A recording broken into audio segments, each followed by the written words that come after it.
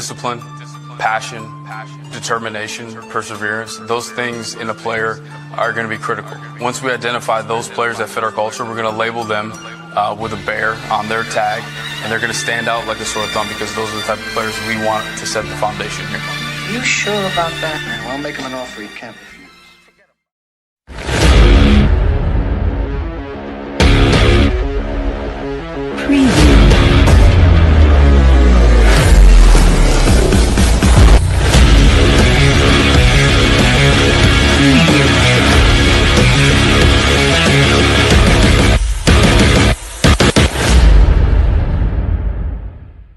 The Tape Never Lies Network.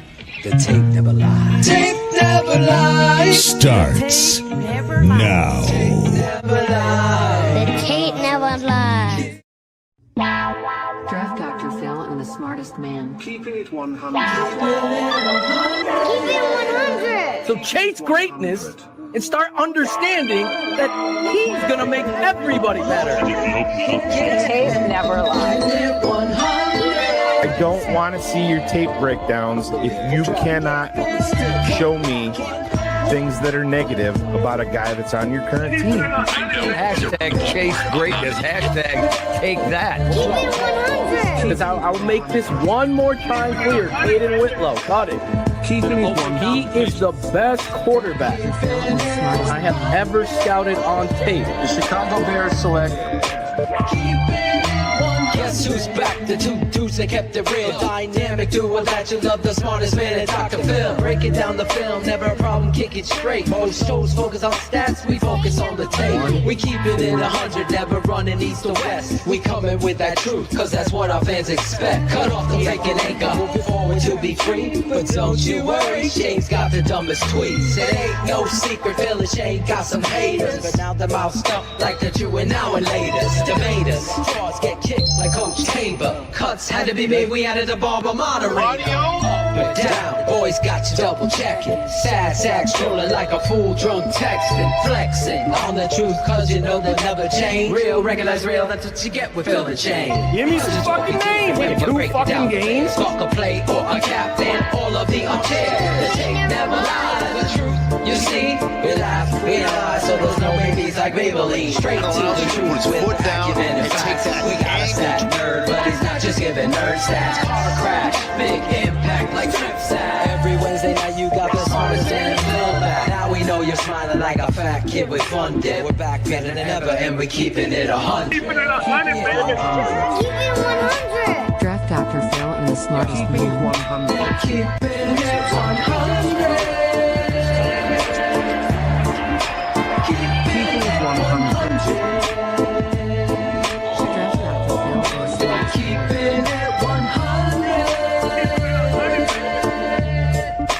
Keeping it 100.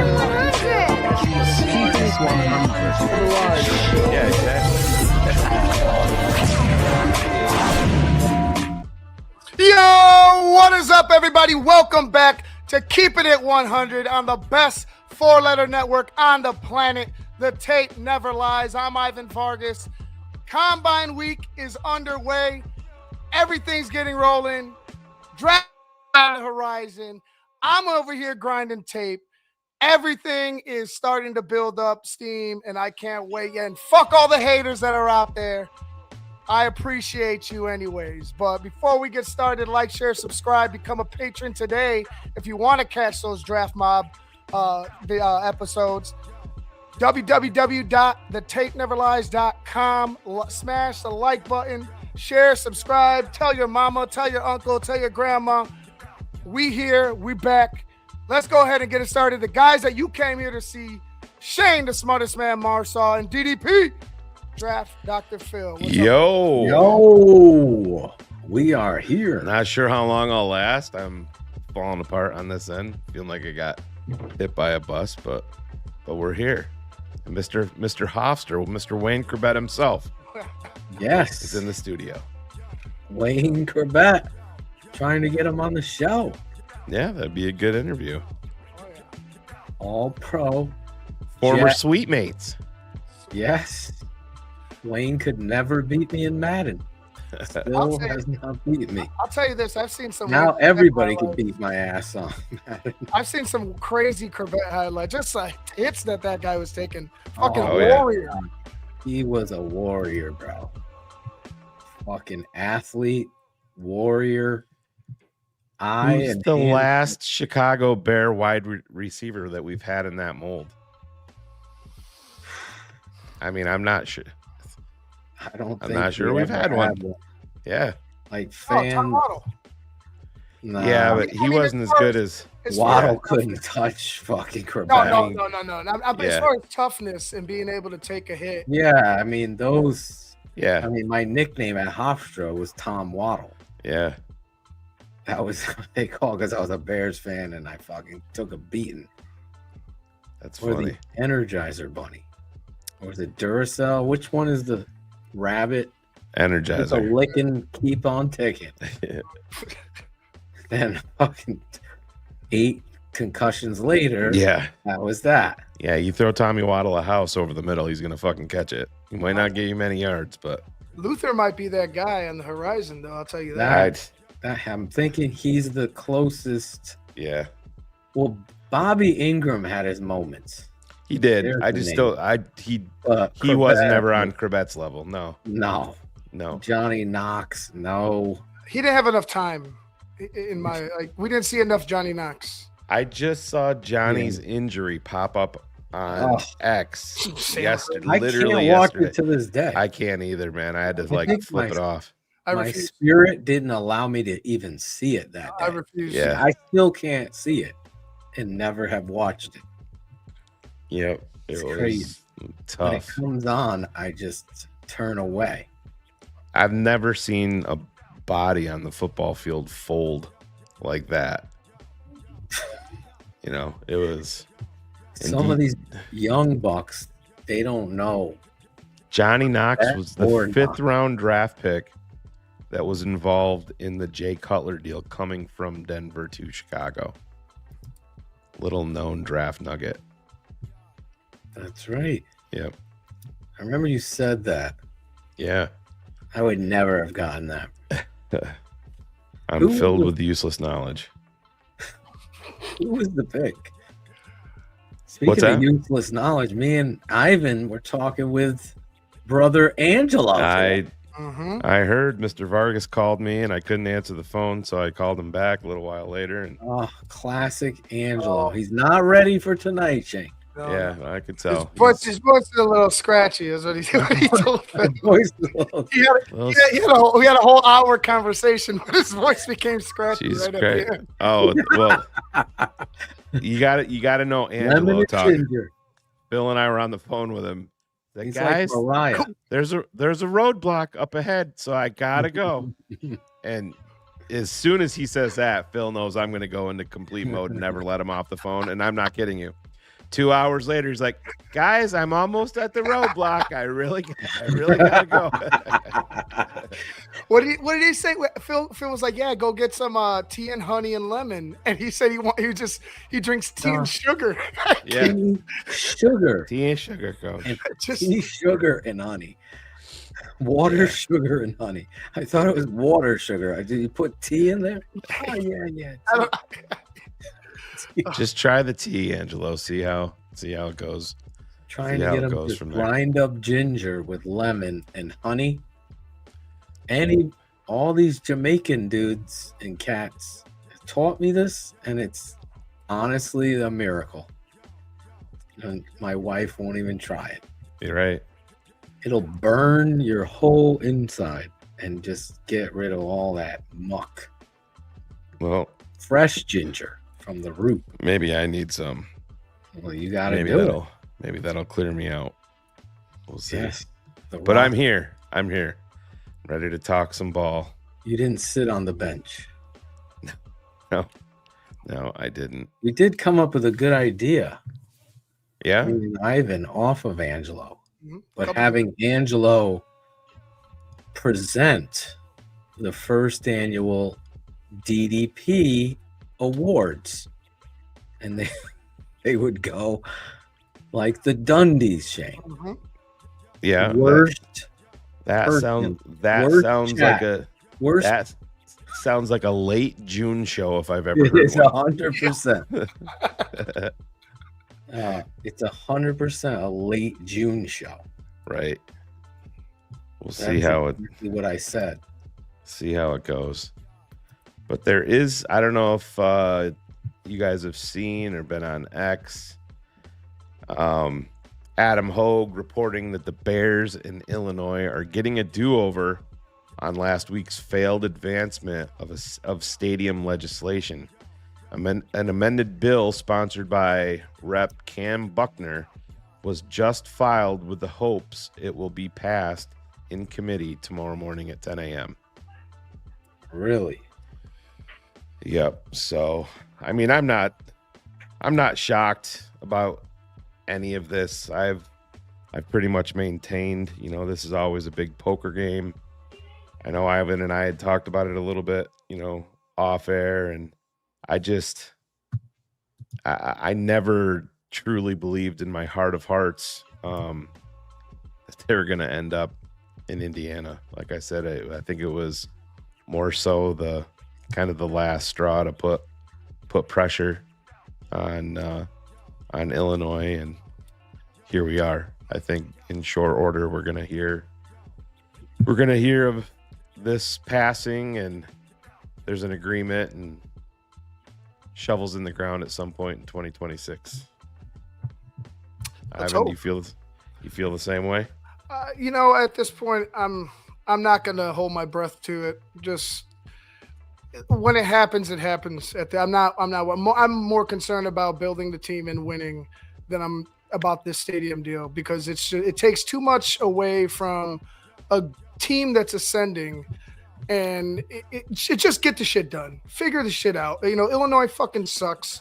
It always drags shit on like this. I'm not saying that the Bears don't have their issues as well, but living here for as long as I have, anybody here can tell you Illinois politics sucks. Oh, Phil, real quick, just kind of off topic. Did you pull that video off of Messenger? Or I'm literally doing it. Okay. As you speak. All right. Well, let's do that. We have a guest in the back. It's not NFL Combine related, but TTNL patron. I always mess up his last name. George Tronsru. George, give me a thumbs up if I said it right. Awesome. Tronsu. He's still mad at me for some reason. I have no idea why, Shane. He sent a super chat last week and let me. You guys know my thing where I'm, randomly ending the show and, pulling the okey doke, and we didn't get to his super chat. So we, felt bad about that. I reached out to George and told him that we'd get him on the show. Before I bring him out here, I'm going to read it. He said, I feel like Ben might take Jadarian Price if he's there in round 2. The dude is a stud. Depends on the board and how much Ben loves him. Thoughts? I'm not opposed. So let me bring out George here. There he is, the actor. He forgot I gave him a heads up to be in landscape mode, so it fills the screen. Look at him. There right on he is. cue. Oh, he's got that. He's got it locked. Shit. Treat me, greet me, turn around and beat me. Good. So, George, your super chat, Jadarian Price. First off, let me ask you, who's your favorite college football team? I don't really have one, but it's got to be the Badgers because I went to UW. Nice. Okay. Yeah, but they suck. That works. Good defense, though. I like Leo Chenal. He's a free agent. Wouldn't be shocked if the Bears love those. I watched Wisconsin him in Badgers, college. yeah. His senior year, he was a fucking beast. And he's been all right for the Chiefs. But, yeah, I mean, I don't really have a college football team. Not like the Bears, nothing like that. Right. No, I hear you there. But so, yeah, you and I talked after the show last week via DM on Patreon a little bit, back and forth. I told you my thoughts, but we'll let you kick it off here about Jadarian Price and your thoughts there. I guess I don't even think he'll be there in round 2. I think he'll be picked in the top 40. You got to think like last year you had 2 running backs taken in the top 21, and it was Omarion Hampton who was taken second, and I think Price is better than him. So I imagine that if Ben wants to take him, if he even likes him, if it's even in the cards, and that all depends on free agency. Do they keep Swift or not? And they probably will because he's worth his contract. They could only take Price in the first round. I don't think he'll be there in the second round unless they trade up for him. So 57, no. And that would be a surprising pick like Loveland was last year, I would say. If you picked him at 25, would you have any problem with it? Because I'd lose. It depends. I'd lose my fucking mind live. It depends on who's there. Yeah. Like if it's Price over Caden McDonald, the nose tackle from Ohio State, I think he's a must pick. Maybe Cassius Howell. He's a fucking stud. But if those guys go off the board and you're looking at a really high level offensive player, because there aren't a lot of offensive studs in this draft, like last year, remember it was a loaded draft. At least with tight ends, you had some great fucking tight ends. Loveland, Warren, you got one good tight end this year, right? You got a couple good wide receivers, OSU, and I mean, not too many first round graded offensive weapons. So last year, Ben took 2 with his first 2 picks. So I wouldn't be surprised if he comes in, if like some of their guys go off the board. I don't know. And Price seems to me like if Ben likes him, he would be a long-term building piece. But so in your world, so if you draft Jadarian Price, you're moving off of Swift post draft, clearly. Not necessarily. You could integrate him and let him replace Swift in year 2 and integrate him into your offense, which Ben likes to do. He doesn't just give trust away. So he would draft him as a building block, I think, and integrate him into the offense, and it'd be him and Manungai. That is totally hypothetical. Right. Totally hypothetical. And how are you addressing the depleted defensive line and left tackle if we're going running back early? Yeah, round 2, round 3. Right. Free agency, trades. The same old Ryan Poles map, Shane. Yeah, but that would be a Ben Johnson decision. Like George even in those meetings, man. Like Ben can hit the fucking table and say, "I want this guy," Oh, he's definitely got the juice. Like I said, I can't. And I'm a Jadarian Price fan. I see the allure of him, and like you brought up last week in DMs, you have the added benefit of having him in the return game. Yeah. I'm just not sure if Ben is going to be there, and I know they didn't use him much at Notre Dame to catch the football. I just have a feeling that if they do decide to move off of Swift, that Ben has his eyes set on somebody maybe later, or I wouldn't be shocked if he doesn't have his eyes set on somebody in pro free agency. The first 2 picks last year were Ben and Antoine Randall, who everyone skips over. He's the assistant head coach. That's his title. Right. And wide receiver coach. I believe that's who selected those 2 guys with the juice. Then there goes the Ian Cunningham and Brian Poles thereafter. That's how this draft was, I believe. I'm sure Ben had his input, but I don't think Ben was involved in the Kyle Manungai pick. That was your scouts that were slamming the table for him, and then obviously Ben got caught up. Oh, sure, yeah. It's Ben's not out there scouring 7th round running backs. I mean, but Ben wanted Loveland for sure. 100%. Course, yeah. That was his pick. Randall L was Burden, and then that was a part of the understanding, I believe, when he came here. He's going to have a high percentage in the draft and how they're going to go through it. I don't think Ryan Poles has ever defined who he is as a GM. I'm trying to think of his picks. Darnell Wright, TTNL special. We were aligned, right? They didn't have a first pick the first year. Brisker I liked. We loved Kyler Gordon when we broke him down, but I didn't see them going in that direction. That's where he went. They proceeded to continue to. Cap called it that night, live on air. We brought him on draft We night. called it like 4 years in a row. Yeah. But his offensive picks were a disaster, right? Oh, and Ben drafted 3 Bayless. offensive skill players, and they were all studs. Yeah, we can't forget about Darnell Wright. That was his. That was his first rounder. So that worked out. That really. Yep. Great pick.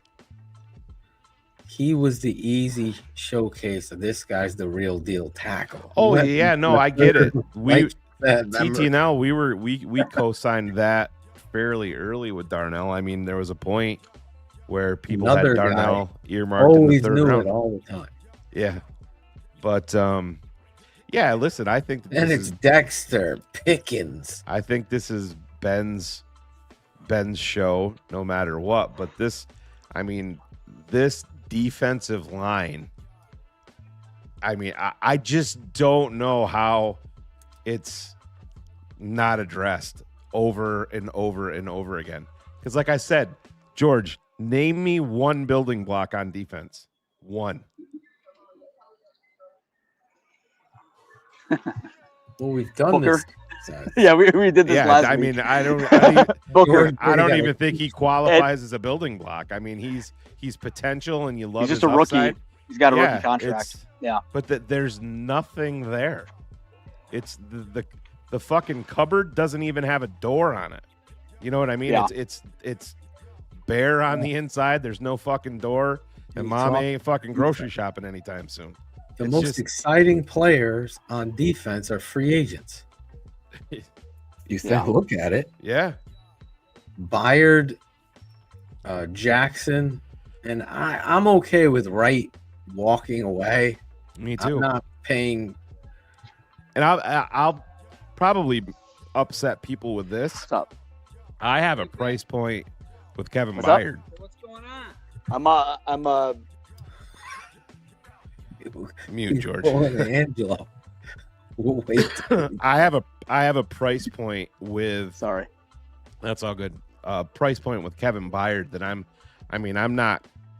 not going over the fucking moon for Kevin Byard. I understand the leadership aspect of it, but at the same time, you have to be. You just don't know with players. What's your number for Byard? Like that. I'm fine, like 7-8 million. Not 10. Yeah, I mean, I can see them going there, but I'm not going anything beyond a 2-year deal. I mean, I have a price point. I love Kevin Byard, and I love what he brings. He's so available. He never gets injured. Yep. That's the best thing. And he gets 7 interceptions. That shit changes quick, though. I mean, when you're on the other side of 30, that cliff can come fast. Ivan. No, I agree with you. For me, I think you're doing a fair deal for a guy that I believe wants to be here, and I think that he's earned to be here. And Tonio, he's not. We're going to save that. I said we'll save it. We'll finish up Byard. But Byard and DeMarco Jackson, I believe, are. I don't think you're. I think DeMarco Jackson is going to be back. I don't think it's going to be any deal at all to it. I get worried that another team sees exactly what I see. Yeah, there's speed. He's familiar. He's familiar with DA. He's familiar with that. He knows he's got a. He's got an open avenue to fucking everything in the middle of the Bears defense under DA here. And it's not going to cost much money. I see him. $5 million, 2 years. Give him Amen's contract. I don't think it would cost you any more than that. Totally worth it. I really don't. I believe he's a steal, starter. I do. Yeah. And let's keep it a buck as we do on the show that's named Keeping It 100. This guy is going to be obviously released soon when you let everybody know you've given a player permission to seek a trade. Who's trading for Tremaine Edmonds? Fuck. I don't see I don't see who is. I mean, I think the upside for you there is like a pick swap. You're doing Edmonds in a 7th for a 6th. You know what I mean, or something like that. I just don't see. You don't see anyone. I don't see it there. being anything more than that. I agree with you. I totally agree. I don't see anybody trading for him, and I see the Bears are going to end up releasing him before the start of the league year if they don't find a trading partner, which is contract. What would that hit be? What would a contract hit be? On Edmonds, he's got no guaranteed money left. You cut him, you get 15 million. You trade him, you get 15 million. They're just about identical. So yeah, the way that his deal is structured, it's pretty easy. You know, maybe there's a team out there just looking at him that he's still 27 years old. Who knows? We'll see what happens. But they're kind of in the same boat as, with DJ Moore. I mean, to me, DJ's got more upside than a Tremaine Edmonds does, but DJ's also making what he's going to be on the books for, 28.5 million or right around there in 2026. So,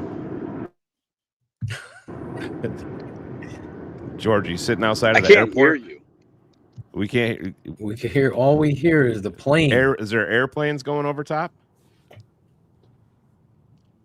don't know. Boss, the plane. Fuck. Can't hear us, George? Try to bounce out and bounce back in. Can you hear us now? Nope. I'll just kick him. Yep. So George wants, Jadarian Price. Listen, I understand the explosiveness. To me, it's a complete, it's a luxury pick, even more so than where you were.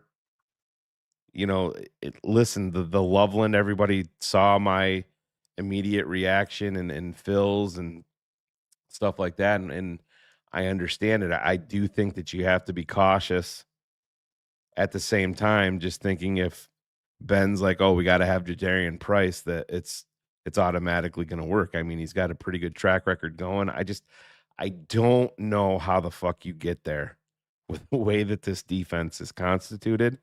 And with what you already have that's extremely serviceable and more at running back, than how you can invest a premium pick like that.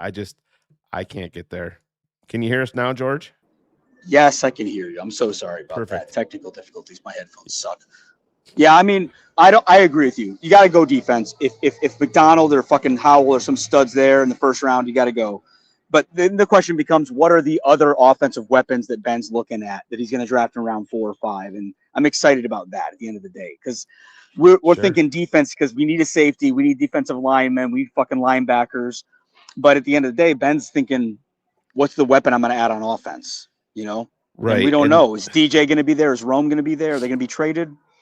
Yeah, I don't think Rome's going anywhere myself. But DJ, to me, they're essentially they're trading nice. DJ I think DJ's gone. Yeah, sounded like it.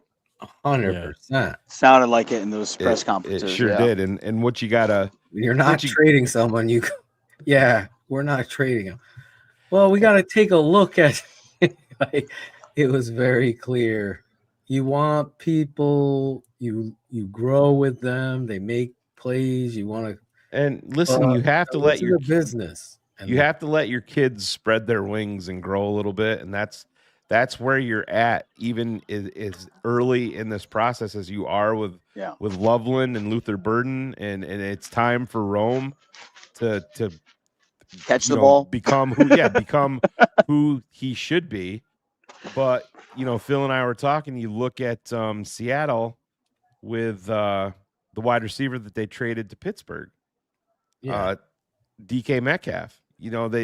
He was their clear number one, and then you have a guy that needs to kind of be free and spread his wings in JSN, and you see how it works out. Now, if the Bears trade DJ Moore, or I get Pickens. it. You know, he was a huge part of some of the most historic plays in Bears history. When the Bears trade.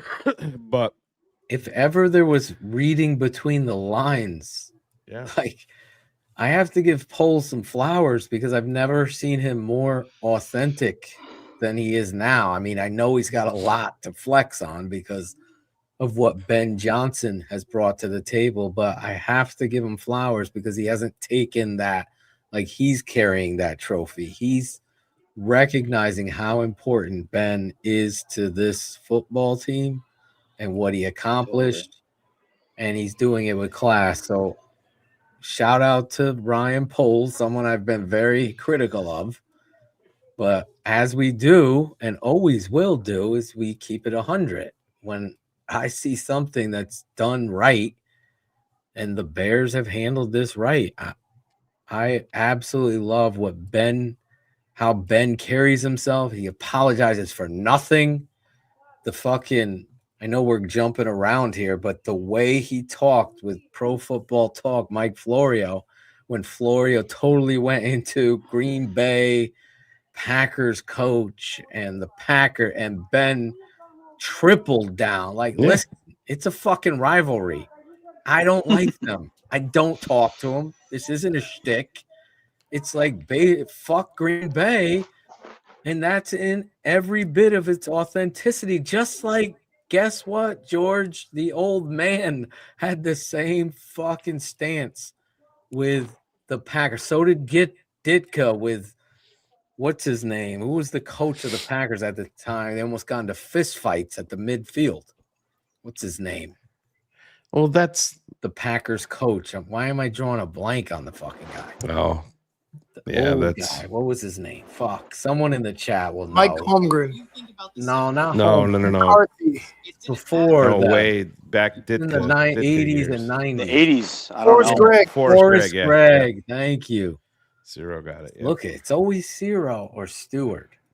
What the fuck? Ciro, none of them got it. I got it. What the fuck? He said it before you in the chat. No. You were like one. No, I think Ben and Ryan complement each other really well. I think Ryan is good at keeping the books right. And, he wants to make the best possible roster, but he needs guys like Ben who know football and know good players and know how to lead a team and build a team. And Ryan will get him what he needs. But, he needs a coach, and he didn't have that in Flus.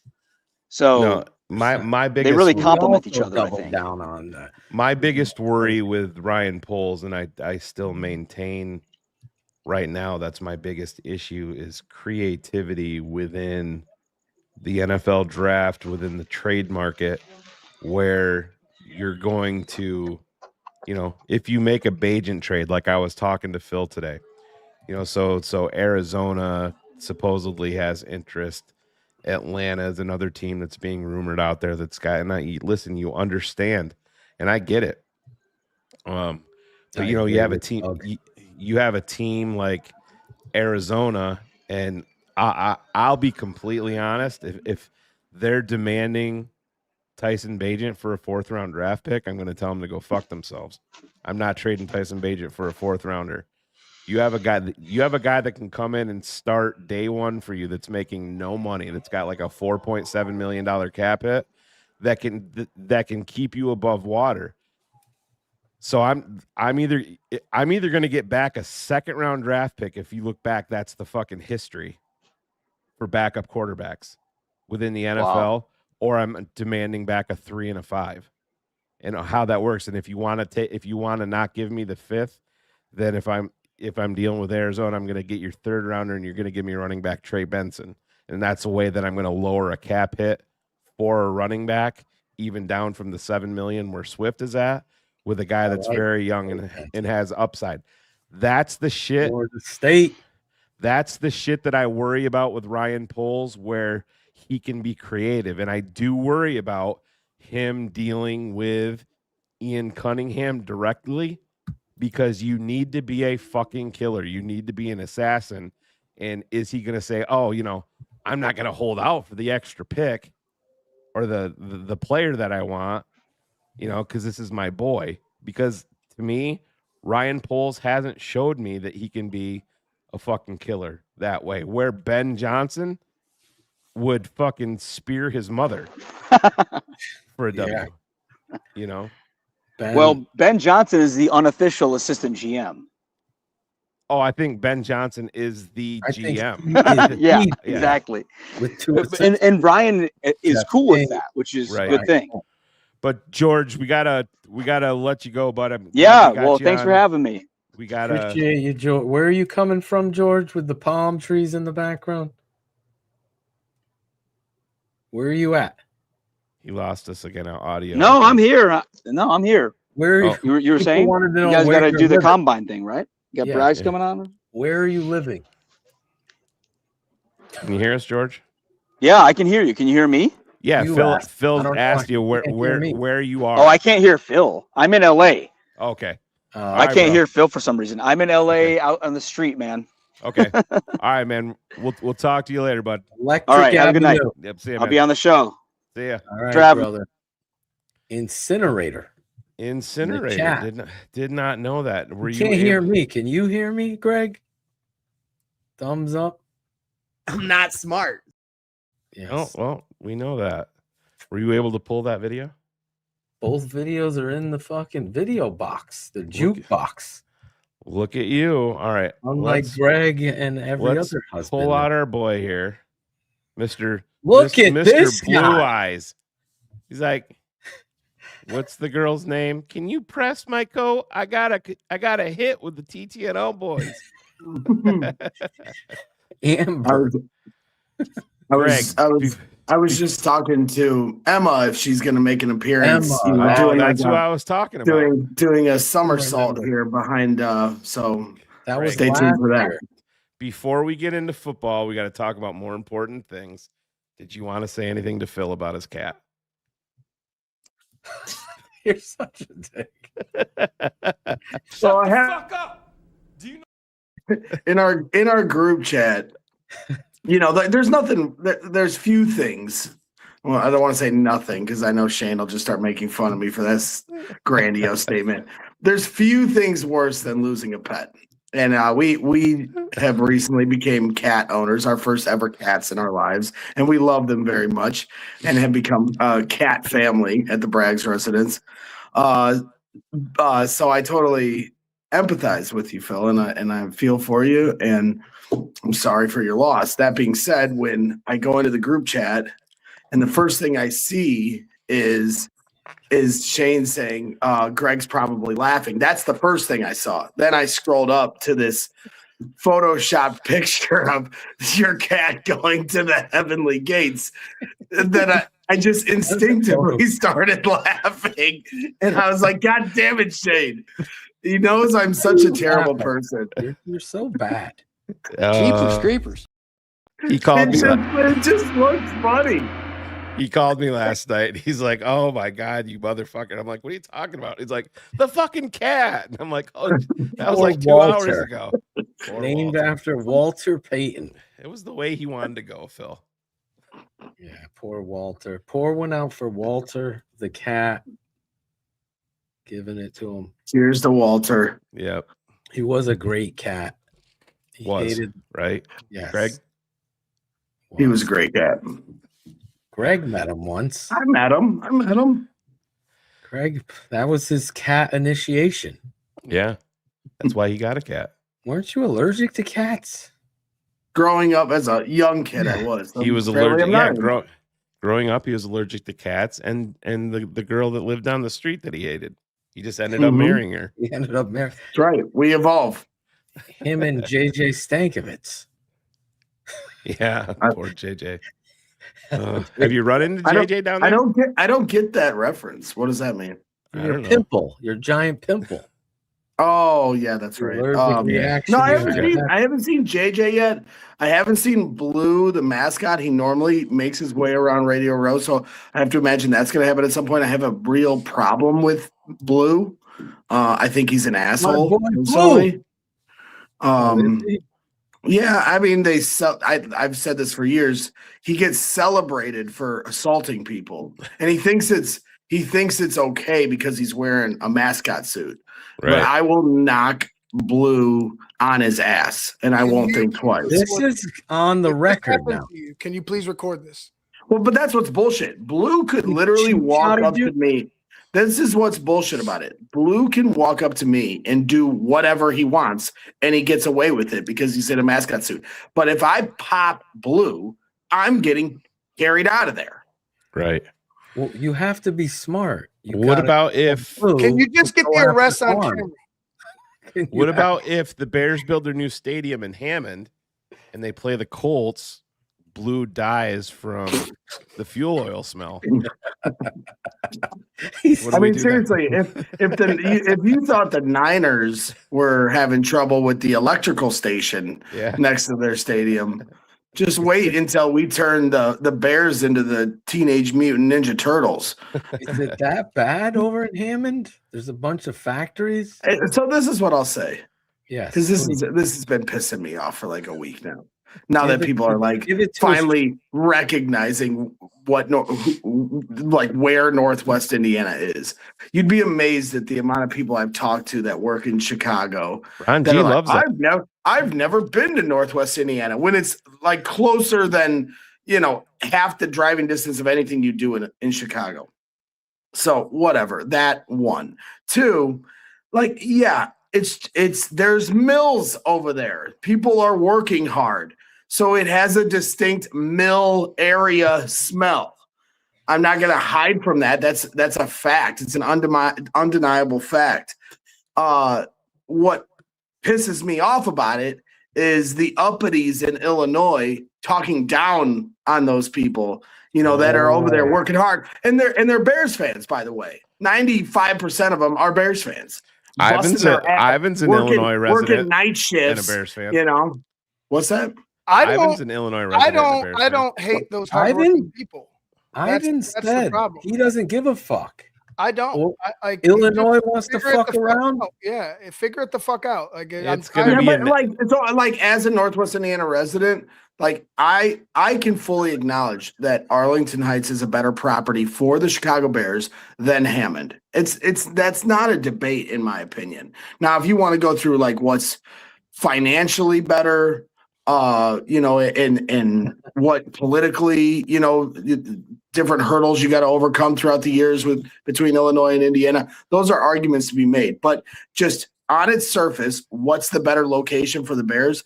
It's Arlington Heights. Now, yeah, you could say, the Hammond area, which is like the south side of Chicago, Hegewisch, and then right across the border is Hammond, Northwest Indiana. Those are more blue collar, Southsiders, true Chicago types. But and Arlington Heights is more pish posh and uppity and more money out there, and it's right down the street from O'Hare. And that doesn't necessarily represent some Bears fans, not all. I mean, there's plenty of Bears fans that live up there as well. You were a pool boy in Arlington Heights at one point. Yeah, exactly. I'd love to be out of Arlington. But Greg, go ahead. But that being said, it's as Albert Breer and many have pointed out, this is a stadium that's going to be a 365-day-a-year place that's going to hold events, and you want it to be a world-class place that people come to, and Arlington Heights is going to be able to meet that standard better than Hammond. That's just the bottom line. Could it be very nice? Could it be very nice in Hammond? Could they completely upgrade that whole area and 20 years from now have a complete transformation? Sure. But they could build Arlington Heights right now in 2 years once they get done with Bearslandia.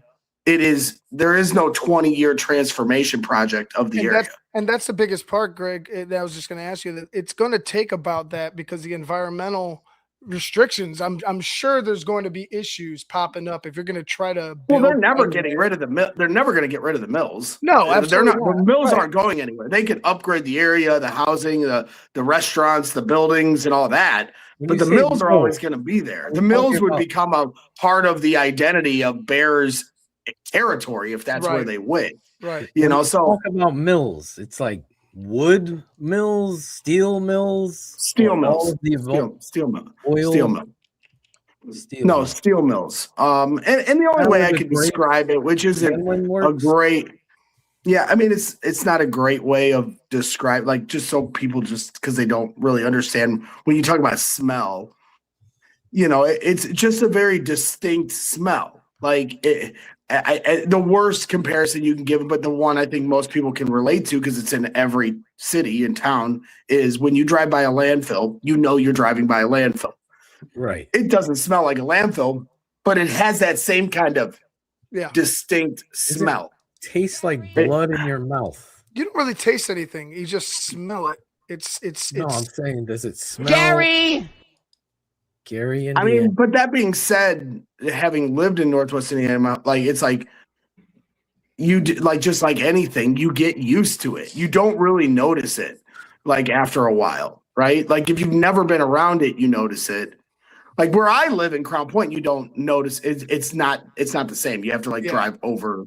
Listen, So but the New York Giants and Jets built their stadium on a swamp, and it smells out there. And guess what? The smell stopped smelling. It's just what happens when you rebuild an area. And I grew up summers in Brooklyn. You guys always joke about, but Brooklyn you're right. was a shithole. I'm talking like everything was going down there. They've now made Brooklyn where it's fucking $1,400 for a fucking room without a kitchen or a bathroom. But to Greg's point, it took fucking years for that area to get built in order to sustain a team. Which is why for me, as like a Bears fan, I'd rather him go to Arlington Heights. But as a Northwest Indiana resident, I'm not going to pretend like it wouldn't be a great thing for our community. Now, it's debatable how my taxes would go up versus my property value would go up, and who knows how that would shake out. I'm sure it'd work out better for me than others that are in the area that may get driven out of the area because of the pricing, so I'm cognizant of that. I think ultimately, if you still made me bet my hard-earned money on what I think is going to happen, I would say Illinois. And I'll say this much, just based on my conversations I've had down here this week. Like, obviously, I'm not going to give away names, but I've talked to people that are as important in this conversation as anyone would have in terms of a say, and they still think it's going to be Illinois. So that part of me still feels like the needle is still very much in Illinois' favor, regardless of, how it's being played out through the media. And, I think the biggest thing, it just comes down to money and votes. There's a voting process that has to take place in Illinois. They have to get to a certain amount of votes. And then it comes down to money between infrastructure and otherwise. And I don't think Illinois is ever going to give the same financial offer that Indiana is able to give them. I don't think Illinois will be able to show political coordination the way Indiana has over the last 2 months. But I think that they can come close enough that the Bears will take the risk in some ways for them as an organization to say, all right, we may not be getting the best deal, but this is what's best for our franchise. Yeah, I think that's really well said, because at one point the Bears were very candid. They were happy to pay their due in the $1 million tax bracket when the state of Illinois is starting to look for $230 million a year.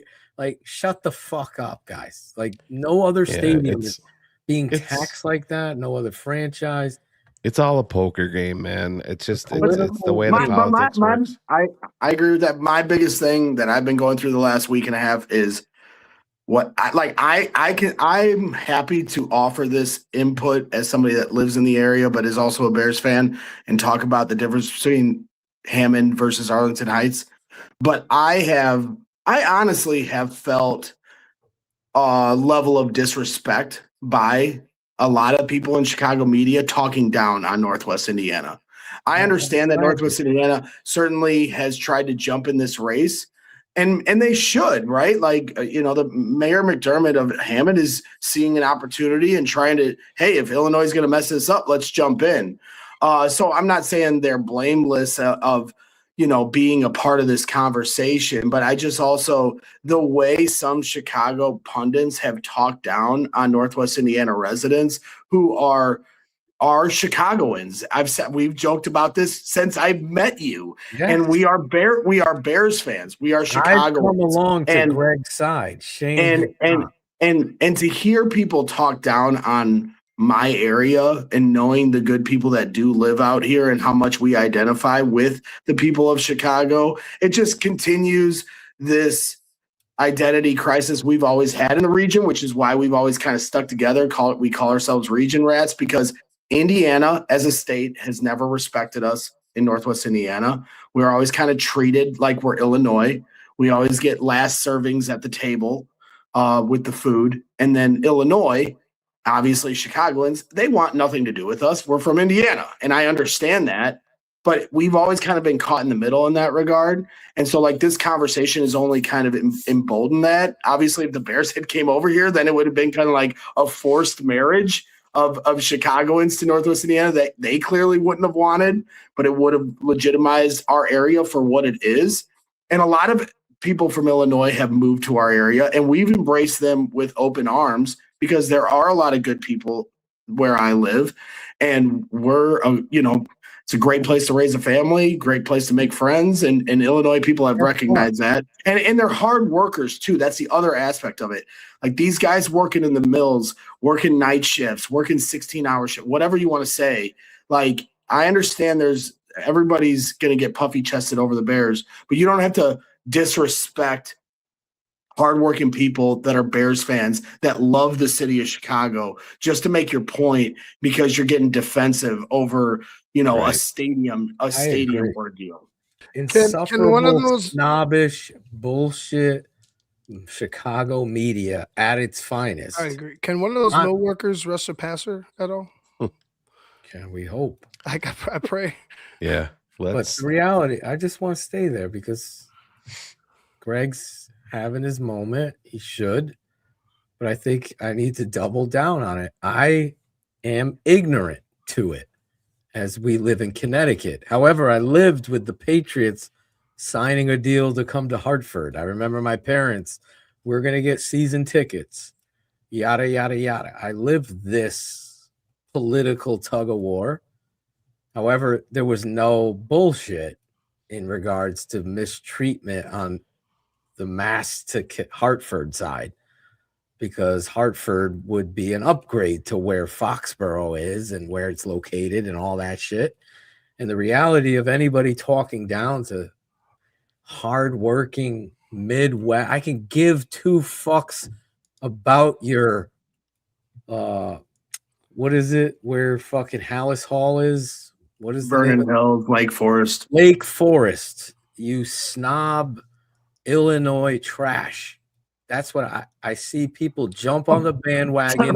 Slow down. They're also Bears fans. They just happen to have a lot of money in their pocket. There's a lot of this. I have to speak on this. There's truth to it. Snobby ass fucking frontin' fans that weren't there for the Bears until Caleb Williams and company started winning, where a guy like Greg and the dudes in the fucking mill smelling the shit or whatever the fuck are there each and every Sunday tailgating, living and dying with the Chicago Bears. So stop with your pissing contest in regards to where it's going to be.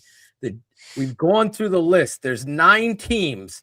Buffalo Bills play at Orchard Park. It is not Buffalo. Giants and Jets play in New Jersey, not New York.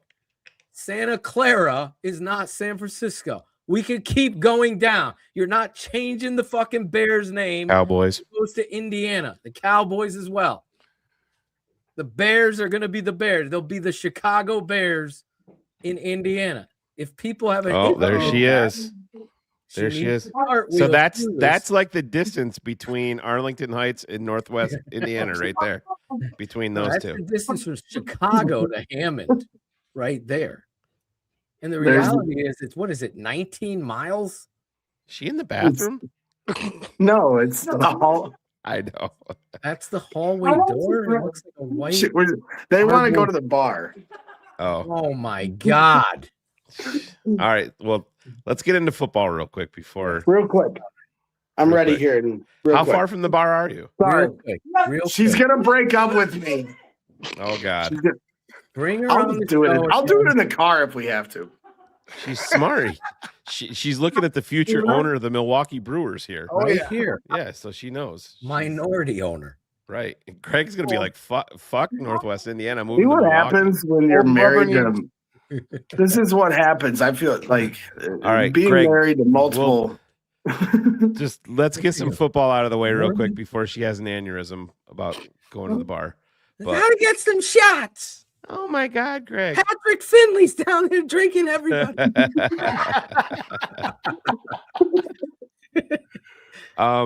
Greg is doing DJ an Moore. amazing job. Is DJ Moore on the Bears 2026 roster? No.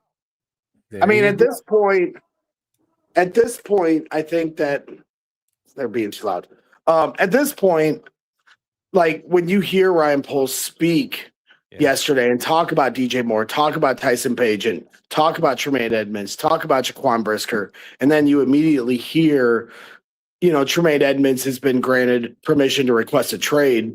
I think you have to take what Ryan Poles said at face value yesterday. There's a little bit of a gamesmanship being played with, things that are put through the media. But at the end of the day, we all understand the salary cap situation. So I think it's fairly obvious now when he's asked directly by Adam Johns, okay, is this somebody you want a part of your core next year, or do you need to have a conversation? He gave him the option of which one. And the first thing out of his mouth is, well, we need to have a conversation. Yeah. So that tells me the same thing as what's going on with Tremaine. Okay, we'll grant you the opportunity to maybe go somewhere else. You can take a pay cut because we love to have you here, right? Or, we're going to do what we have to do to clear salary cap because, DJ Moore obviously is somebody you can utilize in your offense, but the fact of the matter is how much money he makes and then who are the rising stars that are catching the ball on offense. Both those things are working against DJ Moore. So I think if you're taking emotion out of it, it doesn't make sense for him to be on the roster. Plain and simple. Tyson Bagent. 2 minutes. I'm just going to do it in the car. Stop. I swear Tyson, to God. You'll be fine. Tyson Bagent, I would say no. I think not on the Bears. No. I would say.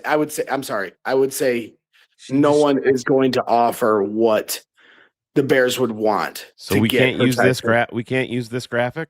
Is that AI with Carm? No, I made that yesterday. Well, the picture of him. No, you can Google it. You found that picture of him? That's amazing. I'll send you the original. Yeah, I don't think Mark Carman, Phoenix. Okay. I'm not listen, I'm holding fort on Tyson. You're gonna give me a second rounder and second round pick. That's it. The least that I'll take, I'll do a 3 and a 5. Even then, I'm not. Give me a second or 3 and a player. A 3 and well, a I said player. if you're dealing with Arizona, you could do a 3rd round pick and like running back Trey Benson, and then that would give you the ability if he's healthy, because he's 23 years old and explosive and big, and I think kind of like fit with what Ben could do and give you more speed. But yeah, it's just I'm not for a 4th round pick. No fucking way. Mm-hmm. Yeah, all right. All right, so real quick before we let it, I gotta come back here in a little bit when we get to our destination. Yeah. I gotta bring up this because this is the best quote of the night. When Emma was peeking through the door, Guy Finley said, "Braggs can't remember anything without texting it to Jenny. I think she's completely earned her trip to the bar tonight." He thought that was Jenny. He thought that was your wife in the door back. It wasn't. But he's right. I was getting food after a long day today I know. Sorry, poor me. But I met one of the prospects' wife, or not wife, moms that grilling me about She stuff. hot? Just shut up, Shane.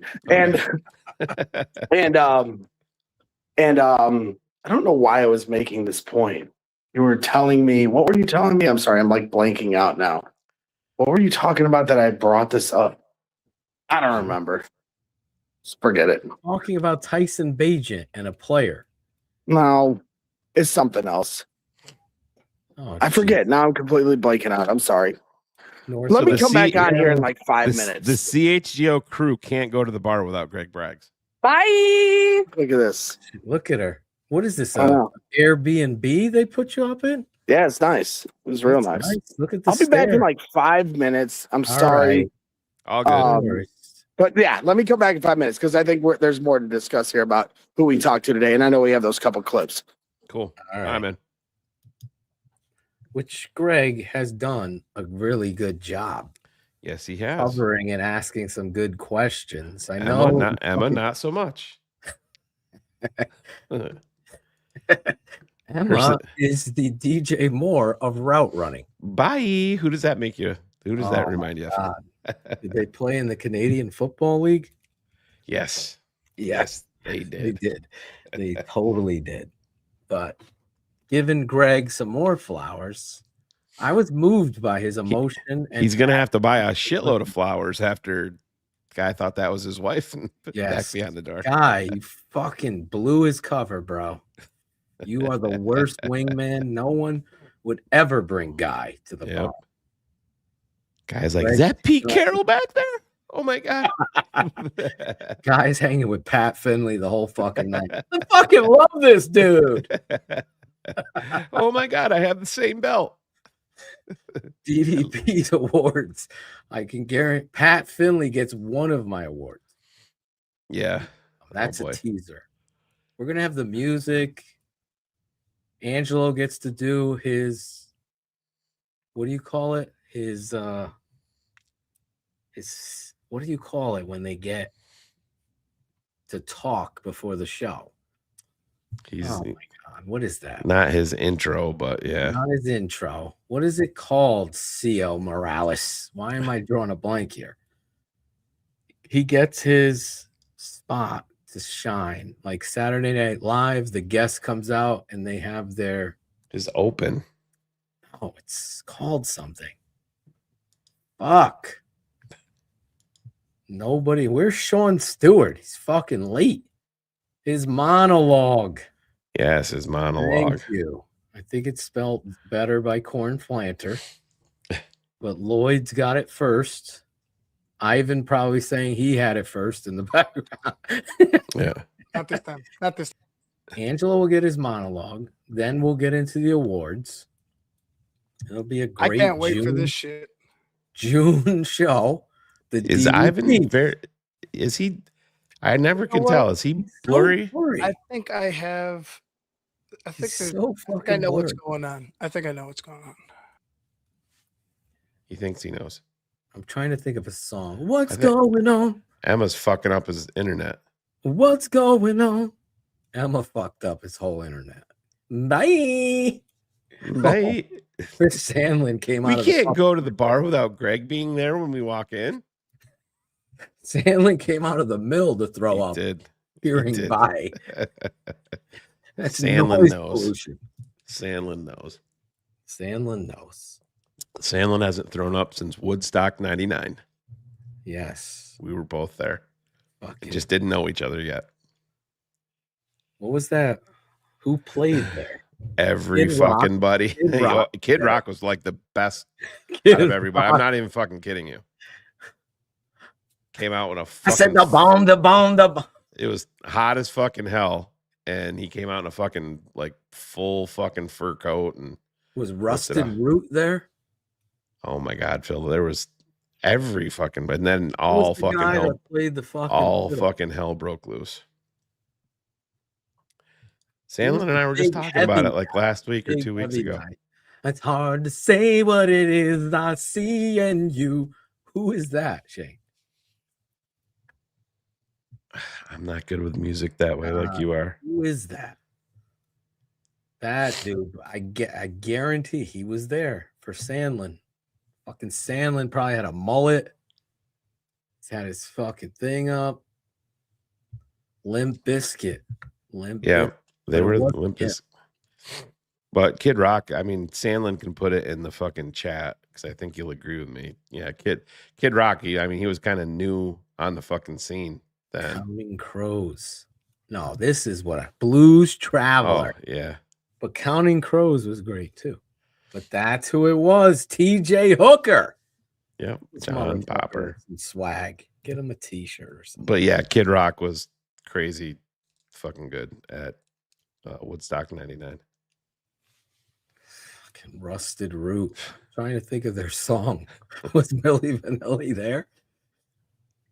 Was Vanilla Ice there? Vanilla Ice? Yeah, since Kid Rock was there, I figure Vanilla. I saw some things there, Phil, that probably I know I've never seen since. Oh, I told you about a couple of them. Mud Sex, right? Oh, but Outhouse Sex. yeah. Fucking Angelo's all in. Yeah. Yeah. See, there's Sandlin right there. Yeah, that his intro was actually that's how Sandlin and I started talking about it. I think I sent him his intro when he came out. And it was Bow at the Bod, and everybody just lost their fucking mind. You still have it probably on your phone, don't you? Yeah, I would because I sent it to Sandlin. Pow with the bar, the bang, biggie, diggy. Yeah. Fucking Kid Rock. Mike Huff was on the fucking stage going crazy. Did the Beastie Boys show up there? The Beastie Boys? No. No. Informer, you know me, that means so big on the play. Like your boom. So back to football, Phil. What's your thoughts on Tyson? Are you trading Tyson Bagent for a 4th round pick? Not for a 4th round pick. No, me either. Because I think Ryan Poles again deserves some flowers, as we talked about this afternoon. He literally laid out the value in the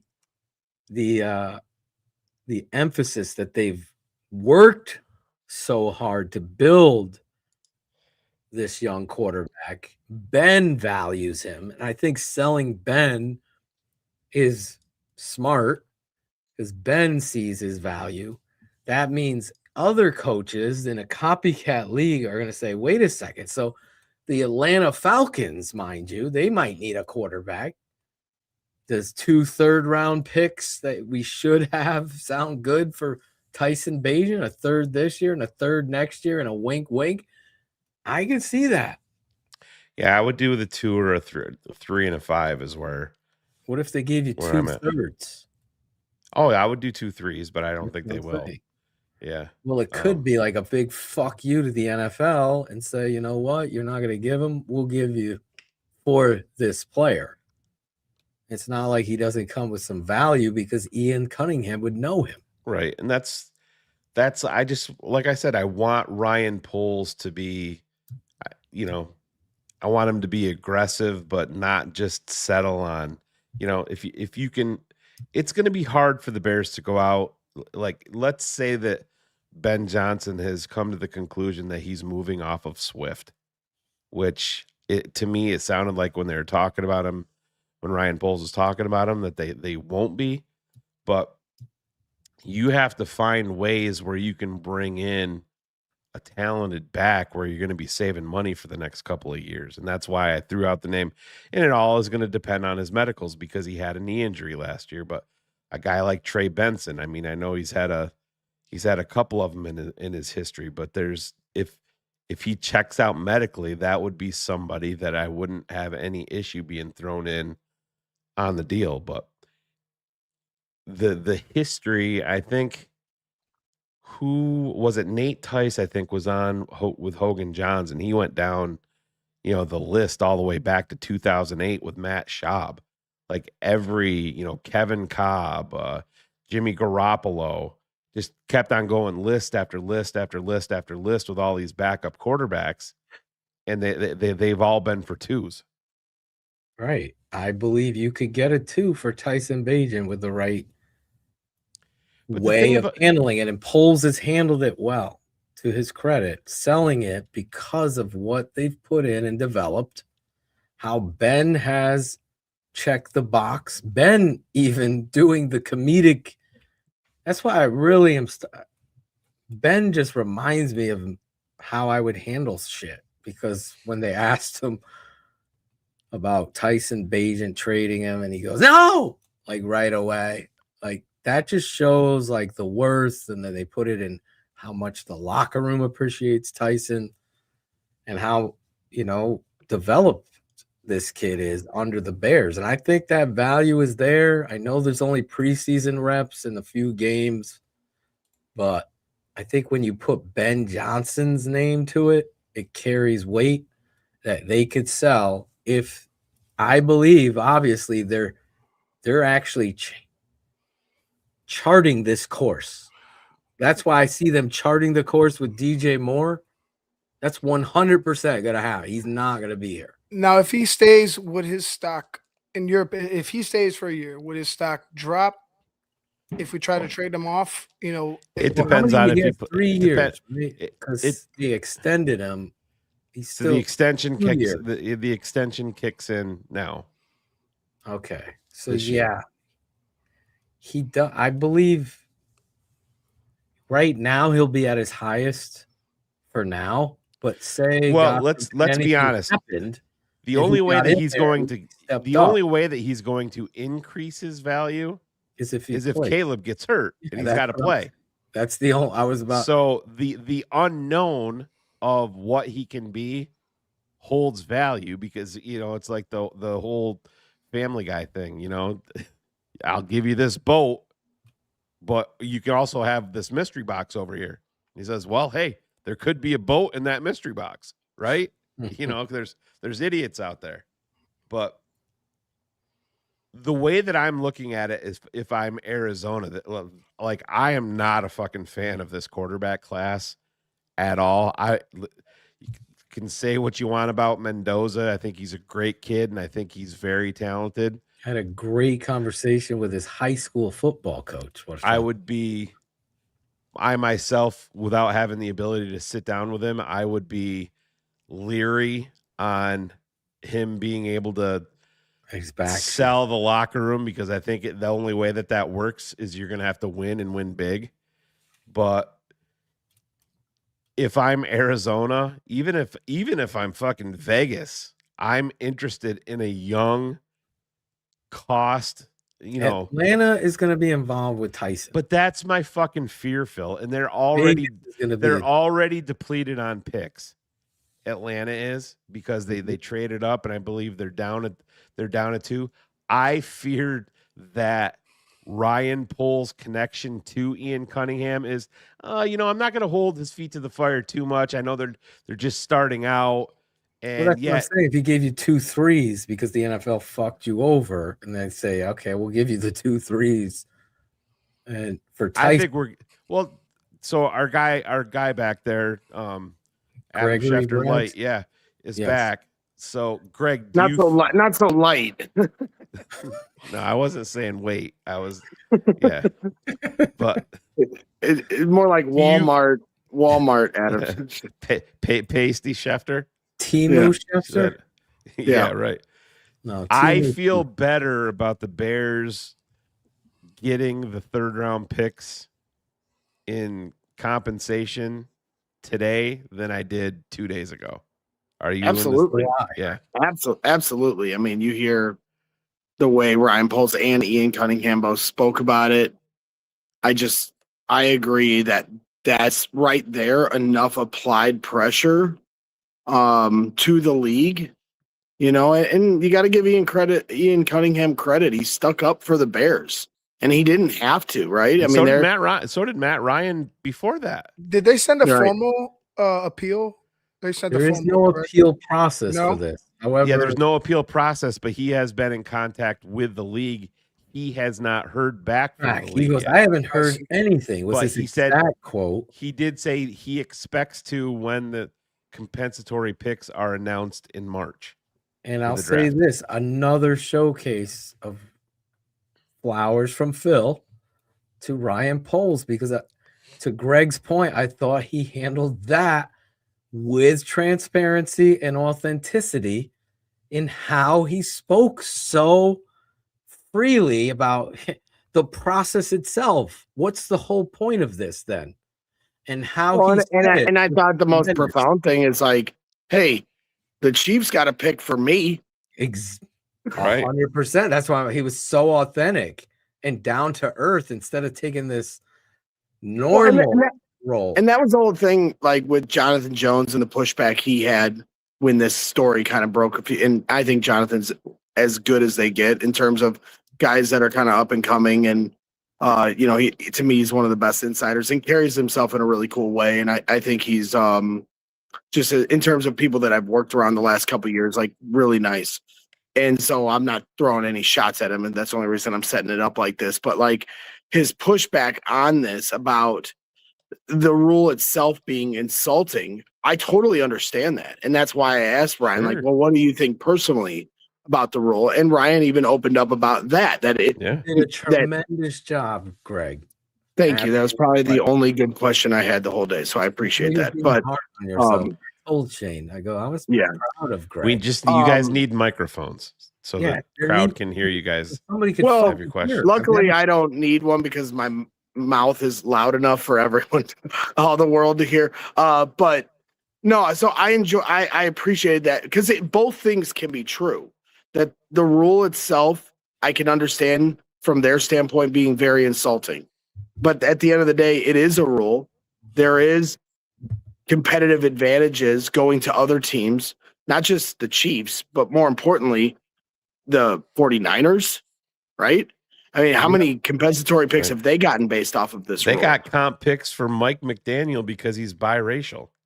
Right. So, and you might have to fight them for a playoff spot next year. You almost did this year. So there is a competitive advantage at stake, which ultimately leads to people's jobs being at stake, including Ryan Poles. So while this rule is in place, honor it. And so I agree. I thought Ryan did a great job of applying pressure on the league. I thought Ian Cunningham had our backs. Yeah. Had his friend Ryan's back. And so I'm hopeful that that's enough to swing the pendulum and the NFL does right by the Bears. Who as an organization, you can say what you want in terms of their success or failure over the last 40 years of my lifetime. But in terms of them being at the front of having minority hires within their front office or, putting women in place to have pretty important role. They're at the forefront of those things. And I know I can already hear the comments now. People get mad when those statements are made, but it's just a fact that that's what they've done as an organization. And I don't follow every organization as closely, but I would have to feel it's more so than others. And so, I'm not asking for them to get a huge pat on the back, but at the end of the day, they've done those things without any incentive. They did that on their own volition. You have this rule in place for a reason. And so you need to honor it with the Bears. And I think there is still a chance that the Bears could still get those picks. So when you were coming back to be on the show, Greg, did you specifically pick out that spot because of the logo? 100%. I'm actually thinking about stealing this thing. Look at this thing. You could do it. You know what you should do? Put it in Emma's fucking bag, and then when we walk away, say bye. Yeah, no, it's let her be on the hook. There's three. I'm at the JW Marriott, and there's 3 levels. The first level's where the bars are, and there's a bunch of people, networking, hobnobbing, whatever. Then the second level is where the Starbucks is, the famous Starbucks where Ian Rappaport and Jordan Schultz almost got in a fight last year. And this year, I think I might pick one of 7 Bears beat people. Go get Finley. he's like lower on the list this week. As much as I would love, as much as I would love to. All right, but what's the scoop then? Who's number one on the list? Who's the on the hit number list? one on the hit list? And why is it Dan Weeder? Go ahead. Weeder's definitely pissing me off. I keep poking at him because Hogue put another tweet, article out about the stadium updates, and I put because he put the Bears in Illinois are having a redo of last week, and I said I would have said they're replaying fourth down, but I'm just a hackneyed. I'm learning my best from Shane. Yes, you're making me proud. As best I can to shake the tree.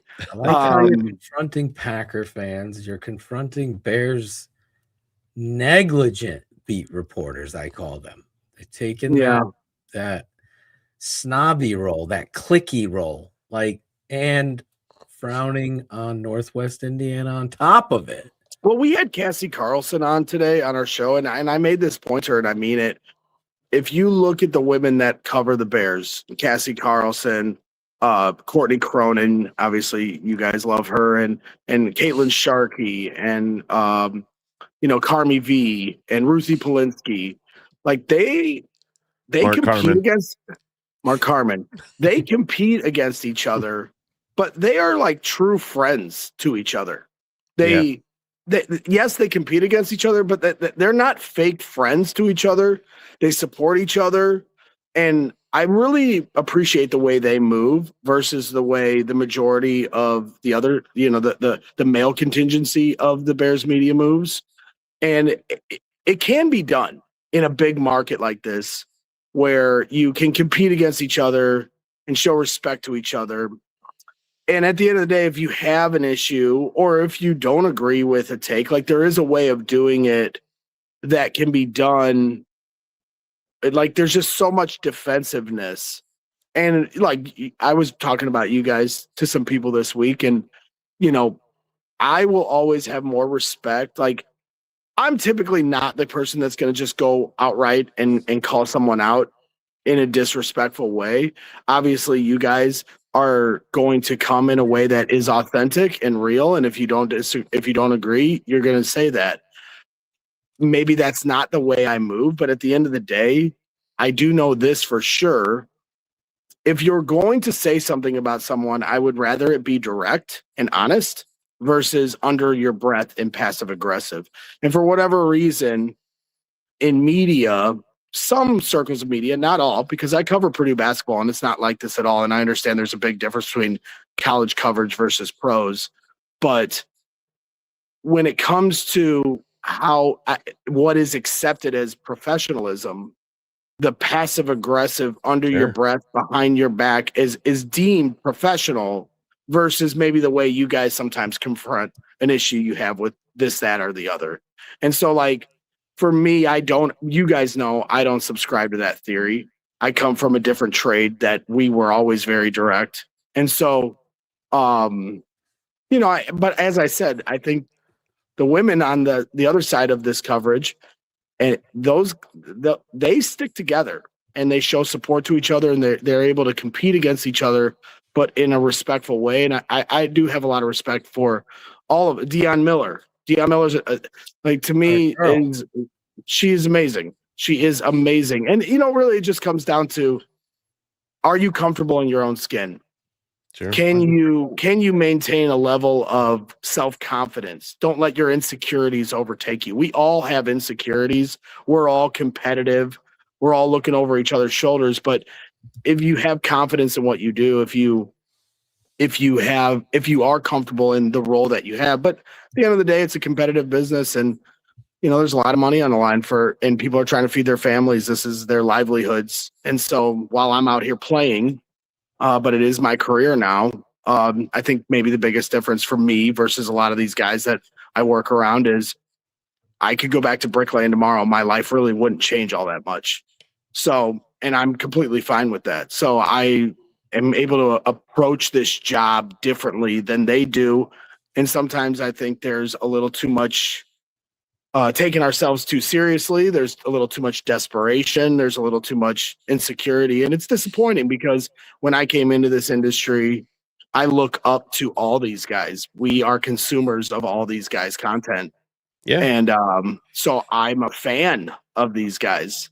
And so they say don't meet your heroes for the most part, not all. So I don't want to paint it too broad a brush because there are plenty that are in the Bears media that I have a lot of respect for.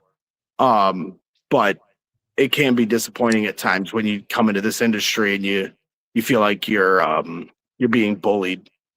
Well, that's the thing. I've always, I actually brought this up on air with Dan Weeder when he was on with us, and he disagreed and didn't think that I was correct, but I still stand by what I say wholeheartedly, is that, guys like Dan and the Adams that you work with and Mark and, all of those guys that have been doing this for years and years and years, they obviously took a much different approach than, and I'm not putting Phil and I on your level with where you're at, but still we had a very similar pathway to getting into this forum of what we do. You know what I mean? And we didn't go to school specifically for this. And we're doing the same goddamn thing. Yes, it's at a different level, but overall it's still the same thing. And I honestly believe if you peel back some of the layers of the onion, that there's animosity there with guys that went to school and were, writing game recaps at 3 a.m.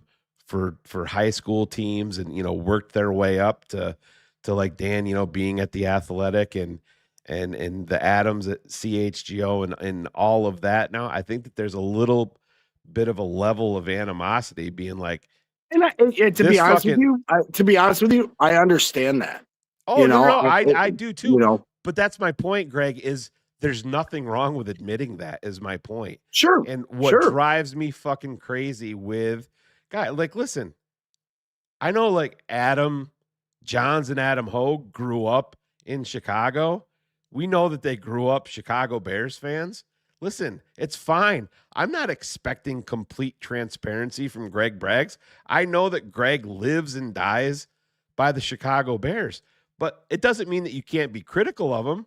And it doesn't mean that if you're going to talk negative about them or even positive, that it means more coming from Dan Weeder because he works for the Athletic and he's going to cover his, he's not going to talk about his fandom to who he grew up rooting for. I also think we can acknowledge our biases too. Like there's times where maybe I'll have a blind spot because of my bias of my love for the organization. I mean, I had a quote unquote slip up at one point. We were talking with some of the people that work with the Bears and we were having a conversation about whether or not the Bears will get an international game.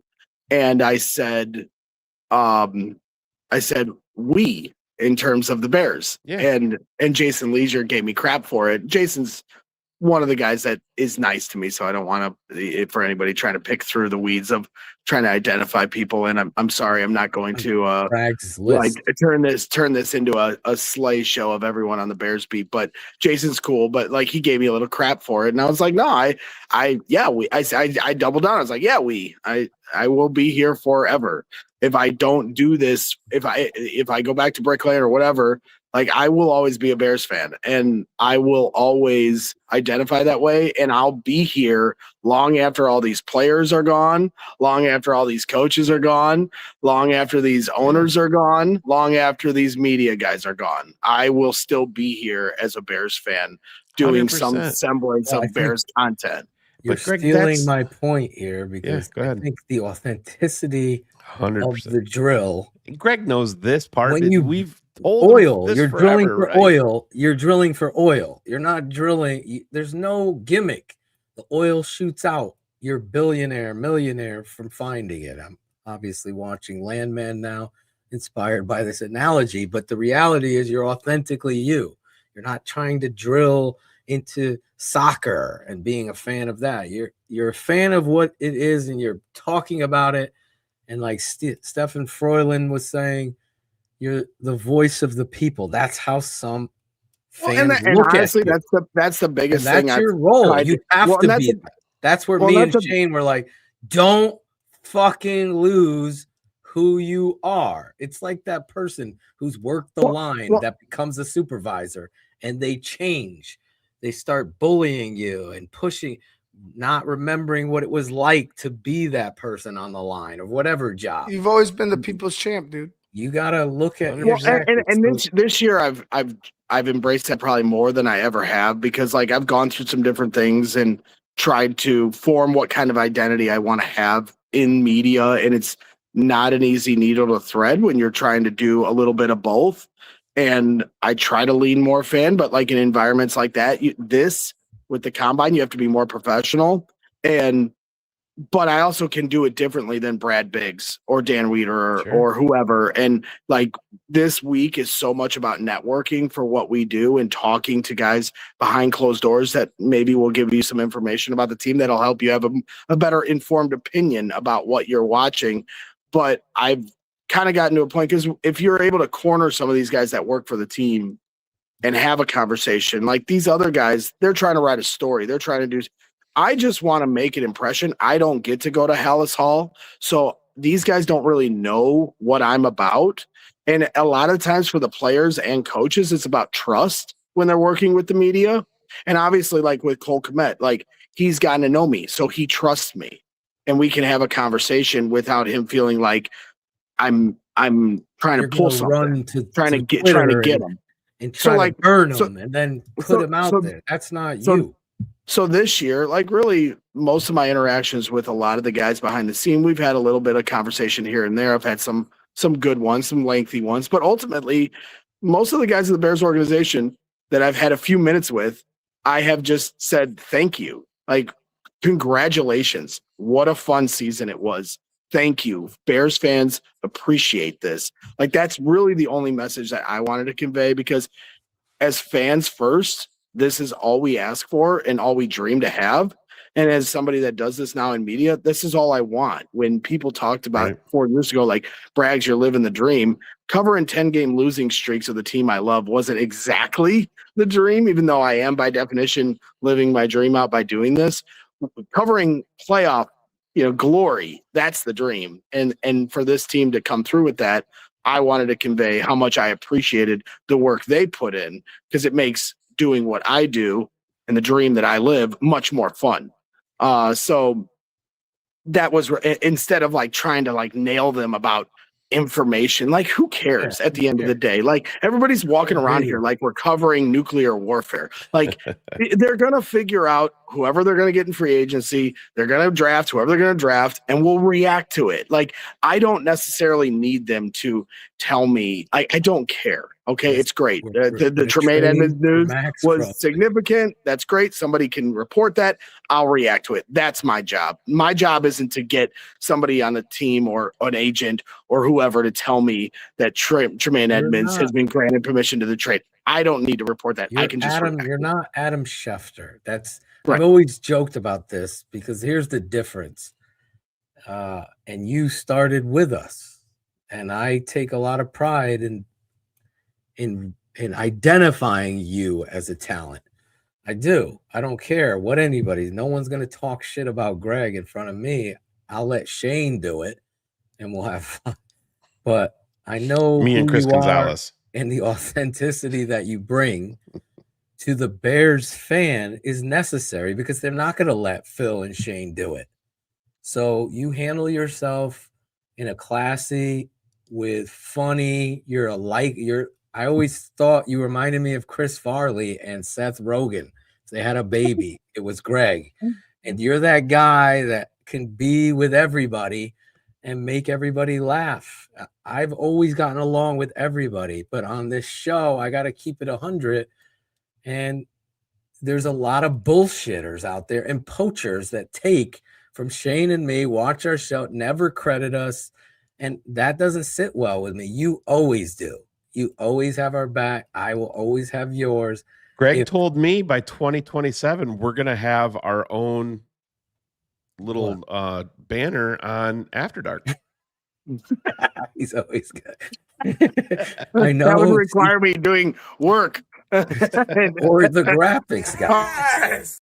Let's skip ahead. All right, we got through. Somehow I manipulated you guys into 20 minutes of blowing me. So Yes. now we need to get into. I got it up. Yeah, I bet you did.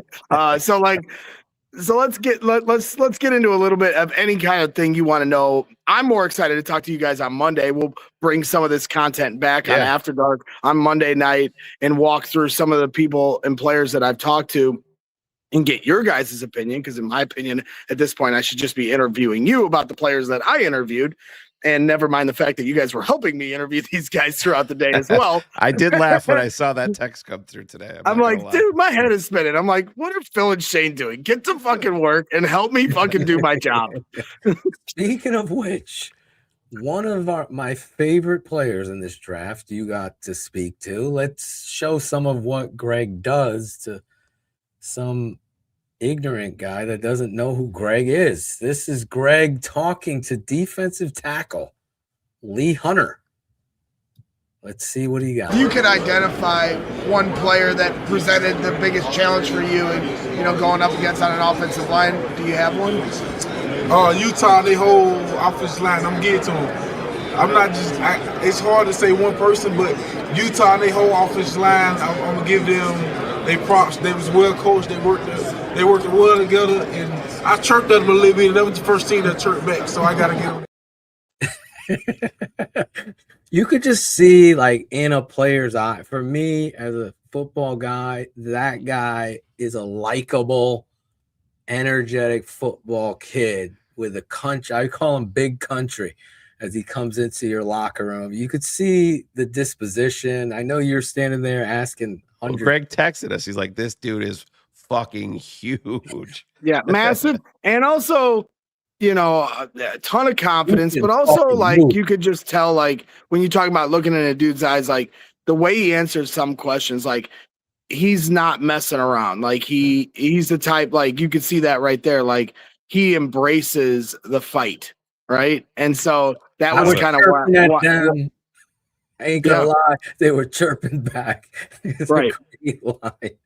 So because as Ryan Poles said, and I have to imagine that you guys had to love when Ryan Poles said yesterday they're looking for football players. Yeah. Right. You guys said that a week ago, that was your hope for the approach this offseason.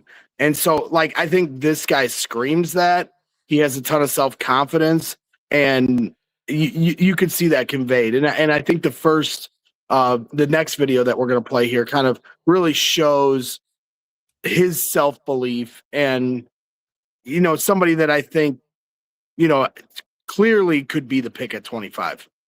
You had a big week in Mobile. What do you hope to still accomplish over the next month or so? I ain't at my best yet. I still got a lot of work to put in. I still got to get better. I still got to grow and learn in many ways. So I just want to keep getting better and do what I do best. What makes you the best defensive tackle in this draft? It's the mindset. If offensive line get in front of me, I know I'm gonna beat you. And that's just how I practice. That's how I prepare myself throughout the week. Sunday through Friday, and on Saturday, I think it's Monday day. How about your mindset when you're taking on double teams and having to get after the football? It's the same thing, same mindset. Mindset don't change. I still think I'm a brick wall when I got two people with 600 pounds. Blake, can you speak to, like, the season that happened at Texas past season? Sorry, I should have clipped that a little bit there at the end. But yeah, great back-to-back professional double dipping the questions by you, by the way. And just, again, the energy and the confidence and the personality. When I look at a defensive tackle and you're looking at the tape, a lot of them become redundant. And look at Lee Hunter. There's something special there in the explosive department versus someone like Javon Dexter, and his fight through double teams really is what I'm so glad he answered this like this, because his ability to do it is never ending. And he's a giant man, and like the Ted Washington level of look that moves like this. Again, you put him in this defensive front and the things that can happen. that's why I think it's so important that people understand the defensive tackle position, and they've all said it on this network, and Greg himself with us at After Dark, how important I think it's being overlooked is the defensive tackle room, and the production that we've got there has not been good enough from Javon Dexter. I saw this fucking post that Javon Dexter, 4 years, $33 million coming his way. Like, what the fuck are you talking about? No. He hasn't earned shit. But I also think, and certainly you guys were at the forefront, maybe among a few others here in the last month, of conversation of where the Bears should prioritize their draft. I think you're going to see more people trend your way before the draft, maybe even before free agency. We're used to it. We're used to it. Yeah. Well, but I say that because the way Ryan Poles talked about the edge depth in the draft, so then the prioritize then naturally goes to the interior defensive line. You look at the D tackles that were a part of the 4 teams in the conference championship games. And I look at it a lot like kind of where the tight end position is going on offense. And I get drafting defensive tackles is no revelation. You need a 3-tech, you need a nose tackle, you need that anchor in the middle. But at the same time, you know, just like on offense where wide receiver might have been more important than tight end, you can make the argument it's the opposite now in terms of the offenses that are at the front, with Sean McVay. This offense specifically, yeah. Right. And so you flip that to the defensive side, I think you're starting to see a little bit of that trend where the edge rusher has always been the premier guy, and now between the Eagles, the 4 conference championships teams this year, now people are saying, hey, if I can get, if you listen to Seattle's head coach talk about being able to play split safety and defend the run. I thought that was one of the more profound comments I've seen over the last few weeks, and kind of opened my eyes to what their versatility was on defense and why it is so important to have those interior defensive linemen. It's not just, we're all worried about getting to the quarterback, but really these defensive coordinators are trying to come up with base packages that they can have where they can stop the run, but also defend the pass, right? But you need those. Win with 4. Now it offers. But most people, when they talk exposure. about win with 4, they're talking about getting to the quarterback. They're not talking about holding a run to 3 yards. Yes. Greg, last week when Fran Duffy was on with us on After Dark at CHGO, we talked about that, and we were specifically, talking about Caden McDonald, and he was talking about lack of pass rush, and I really don't care, because he's so good in the other spot, exactly where the Bears need him. And he's 20 years old, and there's upside there. Well, I think he's better in the pass rush than. Well, right, Phil, because there's still a lot of upside there, because there's a lot of to like. As Ivan will tell you, you want to watch some tackle for a loss, throw on Cade McDonald's tape, and then you're telling me that it's not just about pass rush. It's a guy that can affect control. McDonald, I mean, if we're staying there, which we should, McDonald clearly was your best defensive player aside from Sonny. Sonny Styles. You're talking about the safety. Caleb Downs. All right. Caleb Downs, yep. Caleb Downs, I think, is the best player in this whole draft. That's how I think he's fantastic. And you and I had talked about that before. I mean, maybe we could steal him at 20. Shane's like, Phil, he's going. This was way back in November. Top fucking 8. I mean, I go, it's not higher.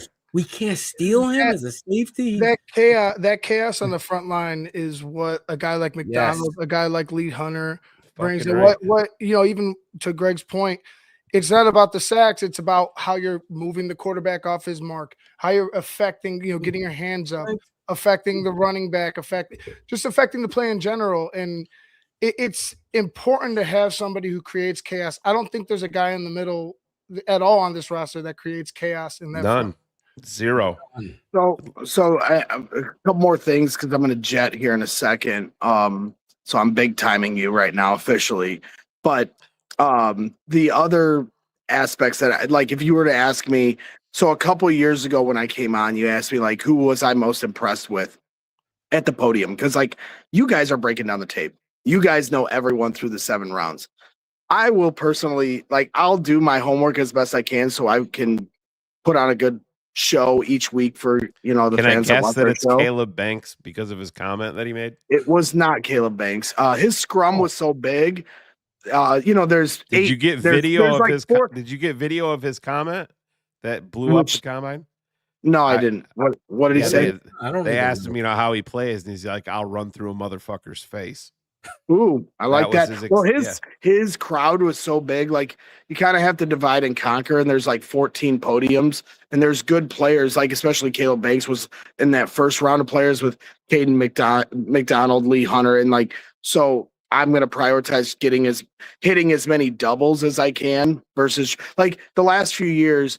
You have Caleb Williams, you have Roma Dunze, you have top 10 picks, so you're trying to hit a home run from a content standpoint and get there early, make sure like Caleb Williams, I asked like 14 questions in his podium, like, whereas this, we don't know who the Bears are going to draft at 25. There's so many different options at all 3 levels, D line, linebacker, secondary.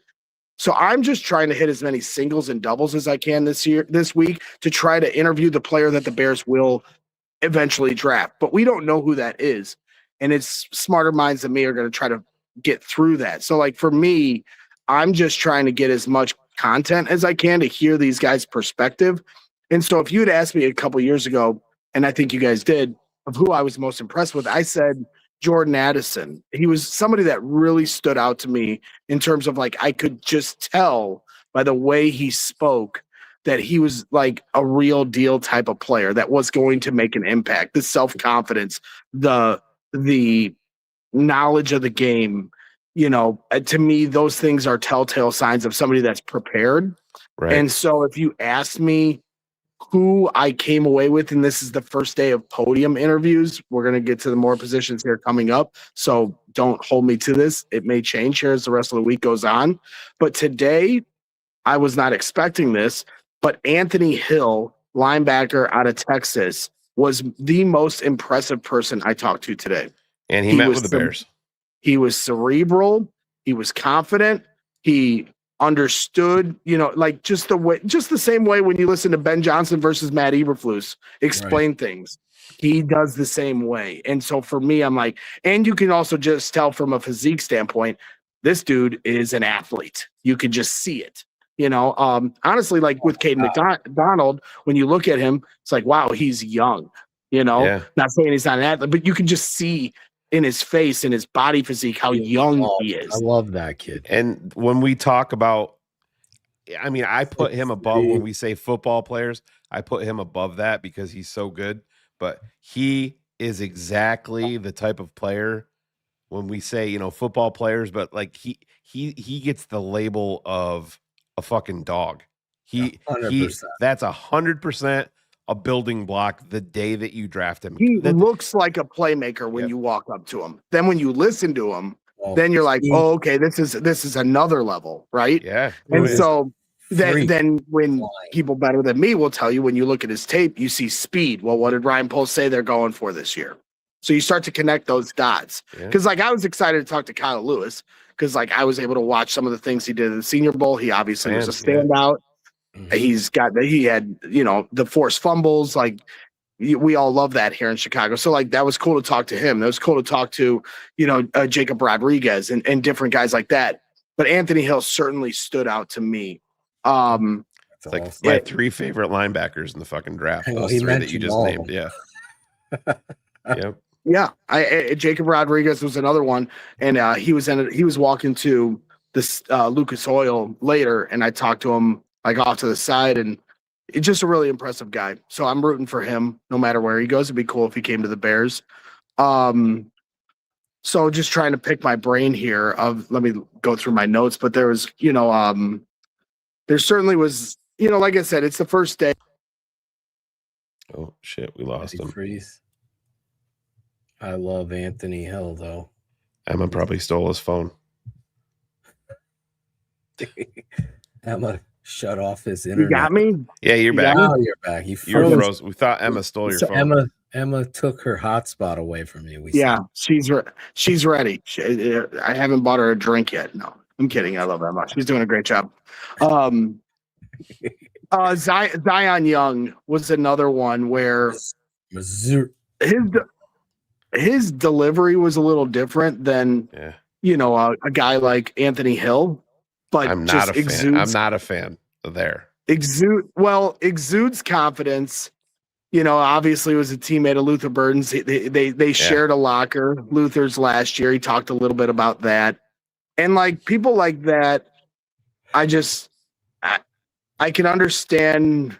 They're all kids at the end of the day, right? So they have a maturation process to go through, but you can just tell. Like I personally, when you talk about like a dog, like I loved how much he talked about trash talking. Some people that would rub them the wrong way, but I'm a trash talker, so I appreciate. And that's exactly what the Bears need some assholes. Right. You said that for years. Chauncey You said that for Gardner-Johnson, years. like I fucking hated him when he played for the Saints. Hated him. But it's like like, when the Bulls got Bill robbed, Laimbeer to but your now team. he's Robin, now he's my asshole. Is he the perfect player? No, but make sure you clip that. Okay. Yeah, exactly. Yeah, that was a little crazy, but no, you need to have a certain level of fuck you, and the Bears' level of fuck you on defense right now is on empty. There's just not a lot of guys, and you get Greg. You know how it is in the city. You get a guy like let's just say that the Bears, made some trades and beefed up their defensive line and brought back Byard, and at 25 they can't live without Anthony Hill, which I'm just saying I wouldn't. That feels like a reach. Oh no! But I'm just saying, man.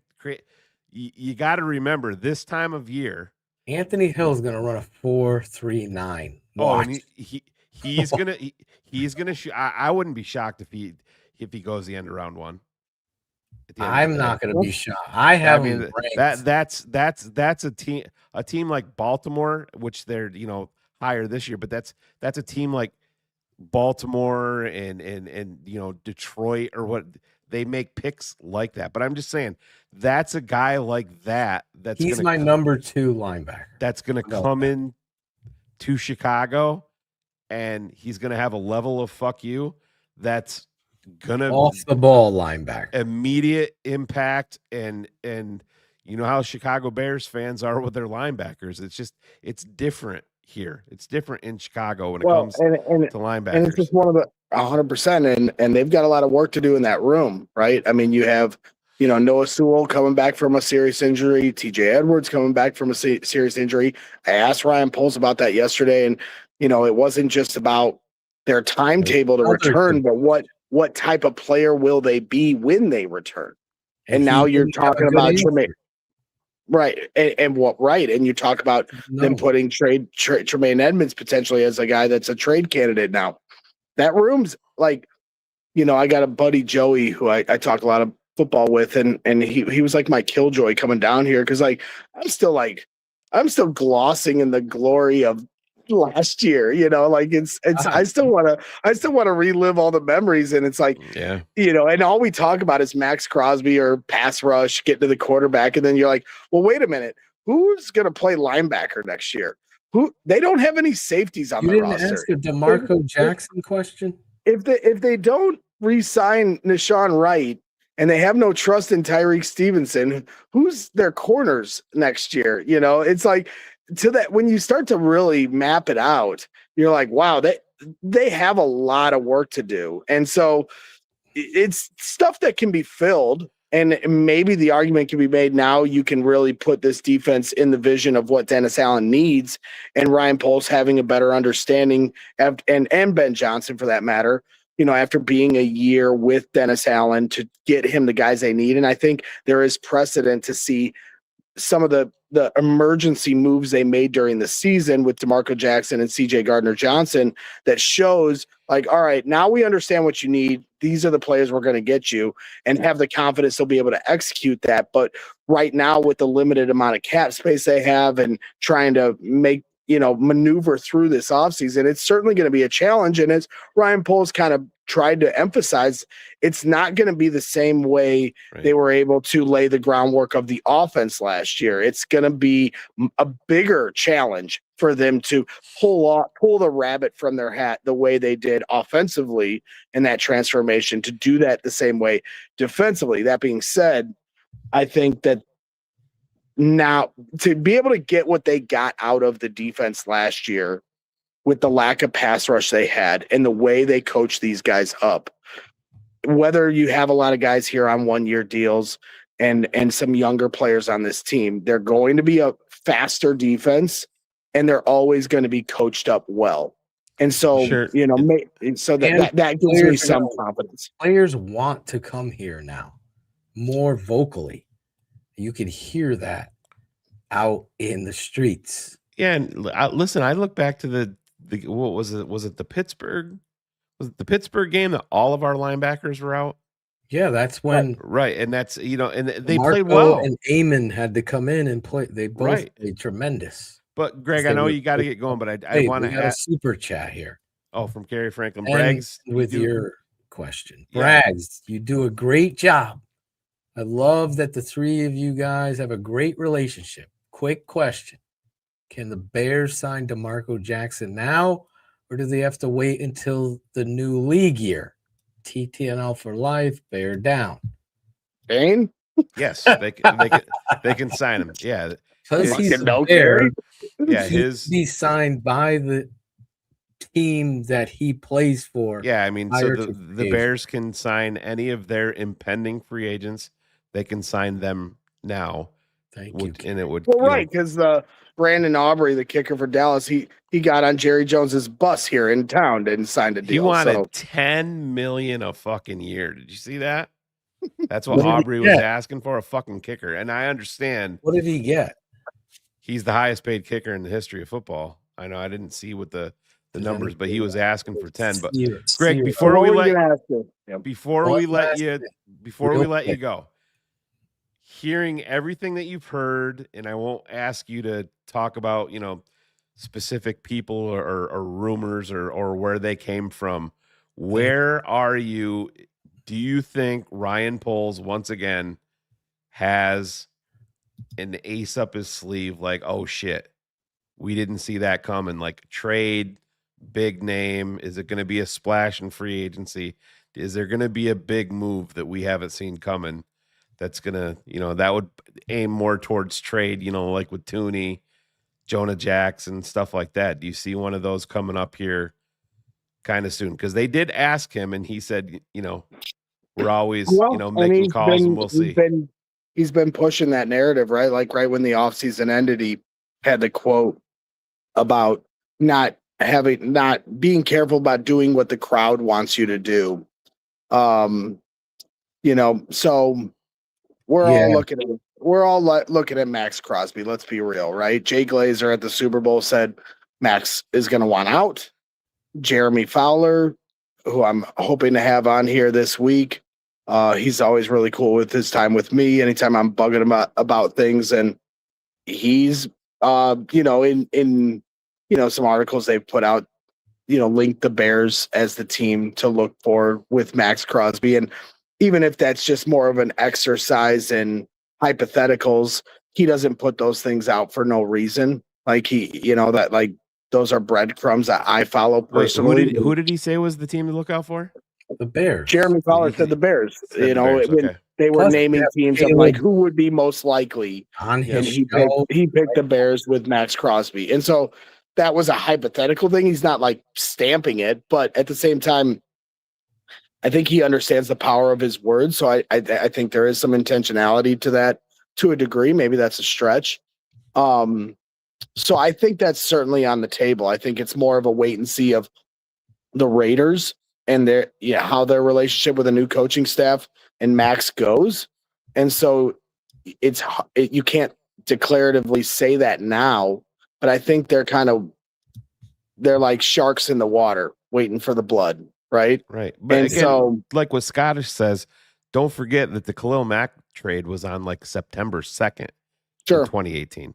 And so you can push those trade. you think about drafting Caden McDonald at 25 and then trading for Max Crosby in August.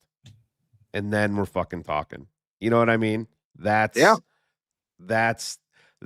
is the shit that I need to see from Ryan Poles when I'm talking about being creative, doing some Howie Roseman type shit where you're playing some 4D chess and you're thinking ahead. All right, we can do this, and then we're going to use 2027, which is a critical draft for a lot of teams because there's going to be 5 quarterbacks rather than just talking about Mendoza next year. and that's the thing. Like, and Ryan, I pressed Ryan and others did about the balance of winning now versus planning for the next 5 years, and ultimately you're trying to do both as a GM. We understand that, but is it realistic? And I talked to some other organizations. I talked to some people in Washington circles and talked to a little bit about their roster decisions. Obviously, they were an older roster. They went for it, right? They went for it last year, and the bottom fell out because of injuries in a lot of ways. But talking to some of the different organizations around the league, the reality is you can't do both. Like you're gonna do your best to try to fill both tanks. Sure. But at the end of the day, you will have to pick a lane from a roster construction standpoint, from a financial standpoint. And so the reality is you have Caleb Williams on a rookie contract. Your 3 interior offensive linemen who are elite only have 2 years left on their deal. You have one roster. You have to go for this right now. And you have a lot of work to do on defense first to put yourself back in the position to be on the doorstep of the NFC Championship. But at the end of the day, you've got to take advantage of this opportunity you have right now, because 3 years from now isn't promised to anyone. No, and it's Greg. So I'm glad you brought that up specifically. 2029, the way that the roster is right now, the Chicago Bears have 1 player under contract in 2029, DJ Moore, and that's it.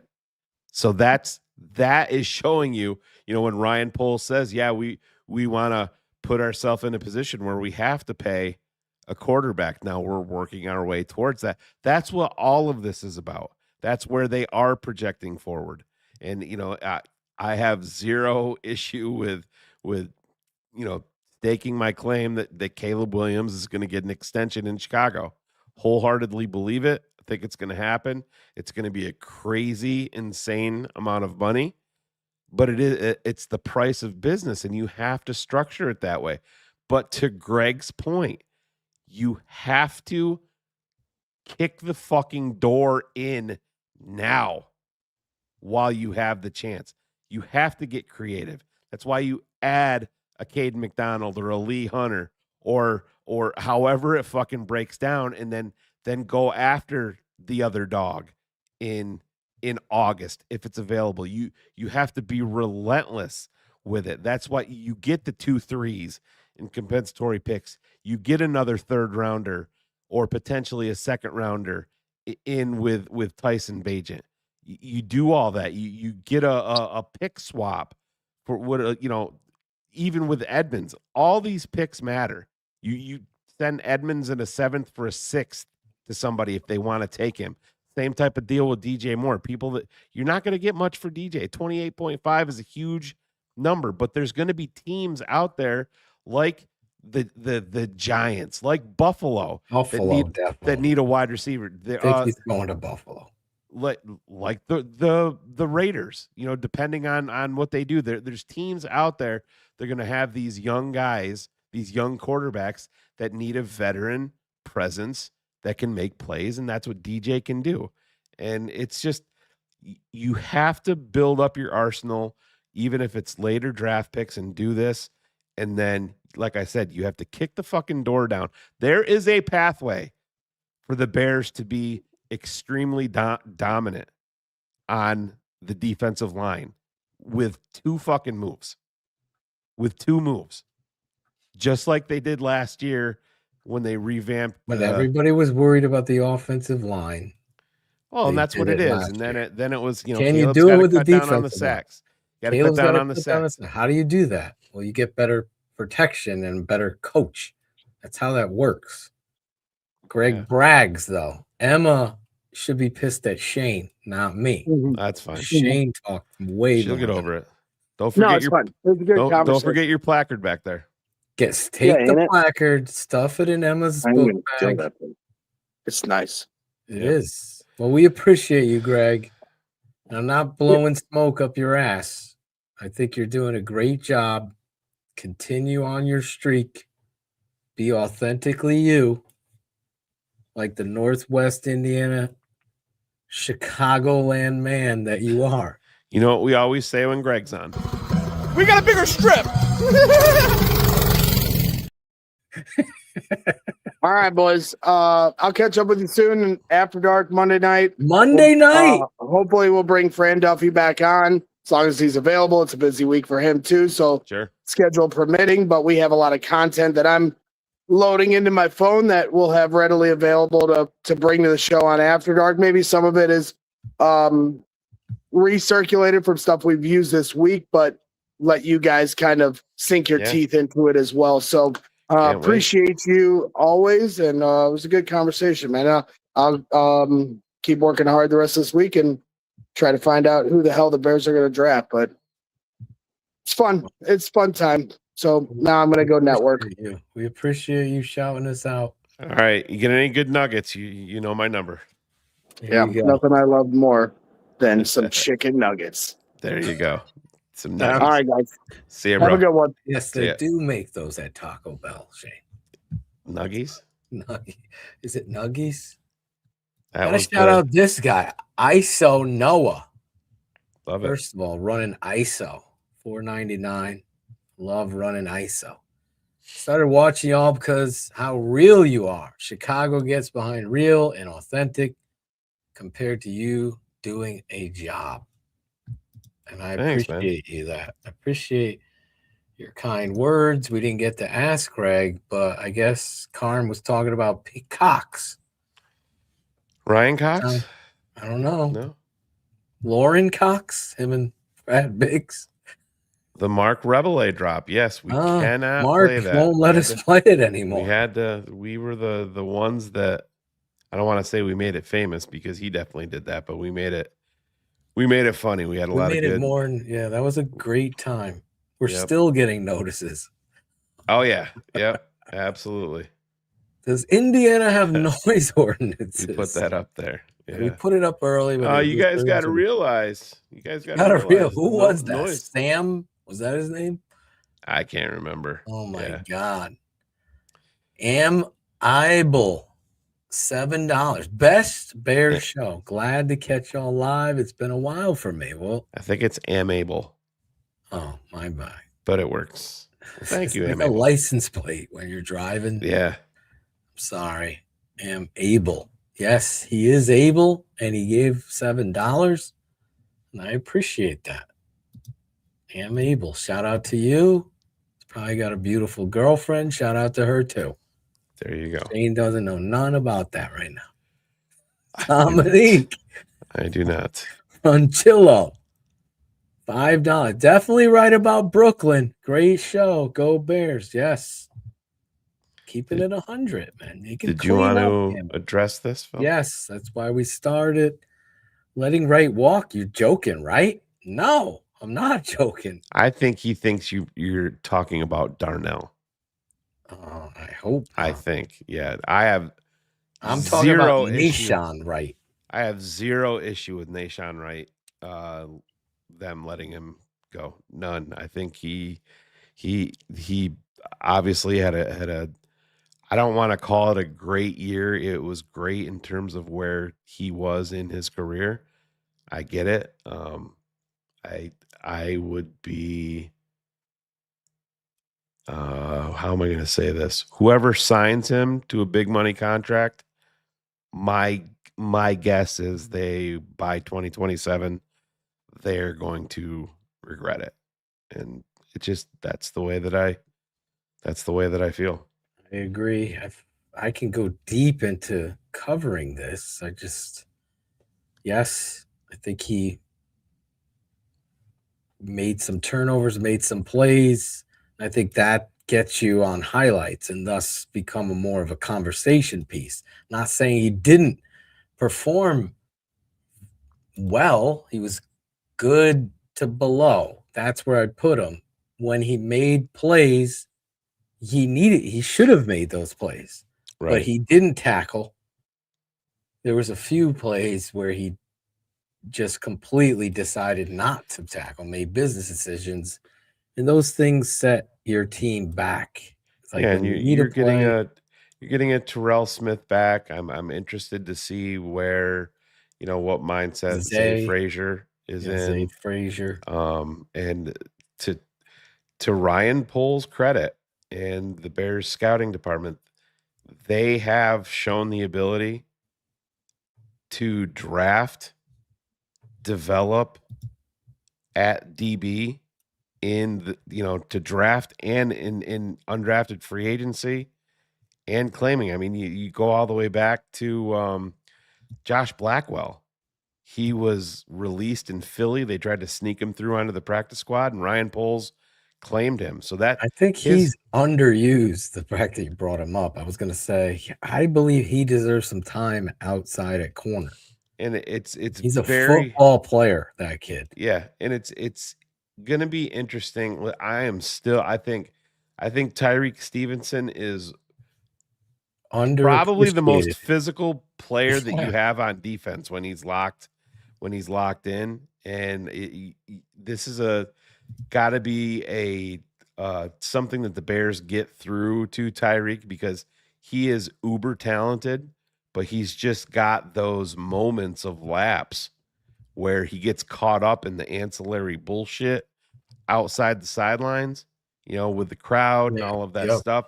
Then I'm not just talking about the Commanders game, by the way, but he's so fucking talented. He's not a free agent, right? He's still under a rookie deal. So people writing him off, they're not cutting him. Right. And it's just like Gervon Dexter. And I understand I'm down on Gervon. They're not cutting Gervon Dexter. They're not giving him bag. Nor should they. Right. Even Tom Waddle. That would be the dumbest shit. Like, you want to see how you lose all respect from me? Is what Ryan Pace did with Tariq Cohen. Oh, 100%. That would be. That's why I had to. I should have brought it. I should have bag right now. I should have brought it up. Dumbest shit. I should have brought it up with Greg today, because I listened to the newest Hogan Johns, and Adam Johns is like, all of this talk, and they recorded before the official statement went out that the Bears granted Tremaine Edmonds and his agents the ability to shop themselves for a trade. But Adam Johns was out there saying, I think you need to pump the brakes on just, dismissing Tremaine Edmonds and getting rid of him. And he's like, I got to be honest, I really have no problem if they extend him a season or two beyond this. Don't watch tape. In terms of wanting to bring his number down. And it's just like, come on, man. Listen, you can't go there. You can't. Bro, when someone talks up Dexter or Tremaine Edmonds, I know they don't know dick about football. I'm just saying, you're not watching.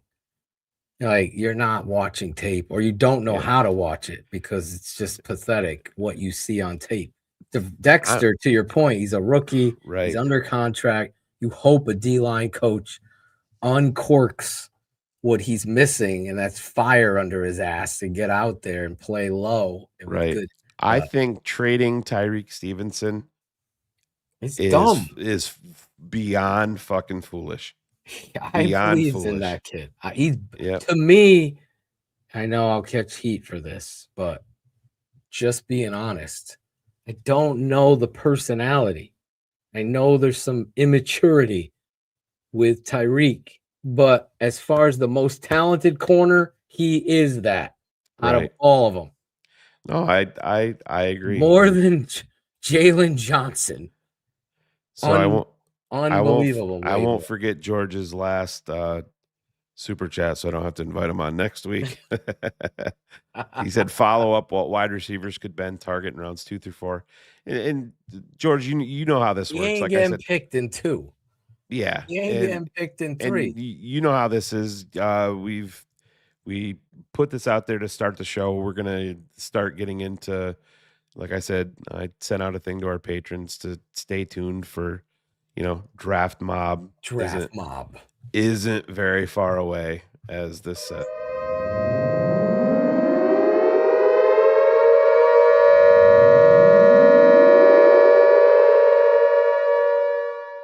Discipline, passion, determination, perseverance. You get it. It's not that far away. We're gonna get into that. Become a patron right there, the tapeneverlies.com. Scan the code. We're going to break down tape. But yes, and not highlights. And to George, this is so if you're talking a wide receiver, that right there is a guy that would fit, I think, what Ben wants. Because it's gonna be all about speed.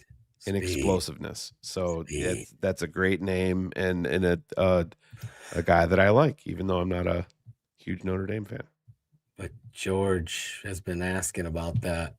And it doesn't not help that he's 6'4" or 6'5" or whatever he is. I want to see what he measures because he's a big boy and he's fast. So listen. We're going to get into all the draft coverage starting this weekend, Shane. Kicking off our first shows of Draft Mob and players that we will break down like nobody else does with the tape for truth. Thought we had a great show tonight. Anybody that's a patron understands how much it's worth throughout the season, and then in the off season, it gets even upped even a notch more or two with free agency and the NFL draft, breaking down the coaches tape for truth. So you could be prepared in what these players like a Cassius Howell and who Greg talked about tonight, Anthony Hill Jr., what he's going to bring, those questions come about on the tape. That's why I was so excited. Greg doing a great job at the combine. If you aren't following him, I would suggest you do.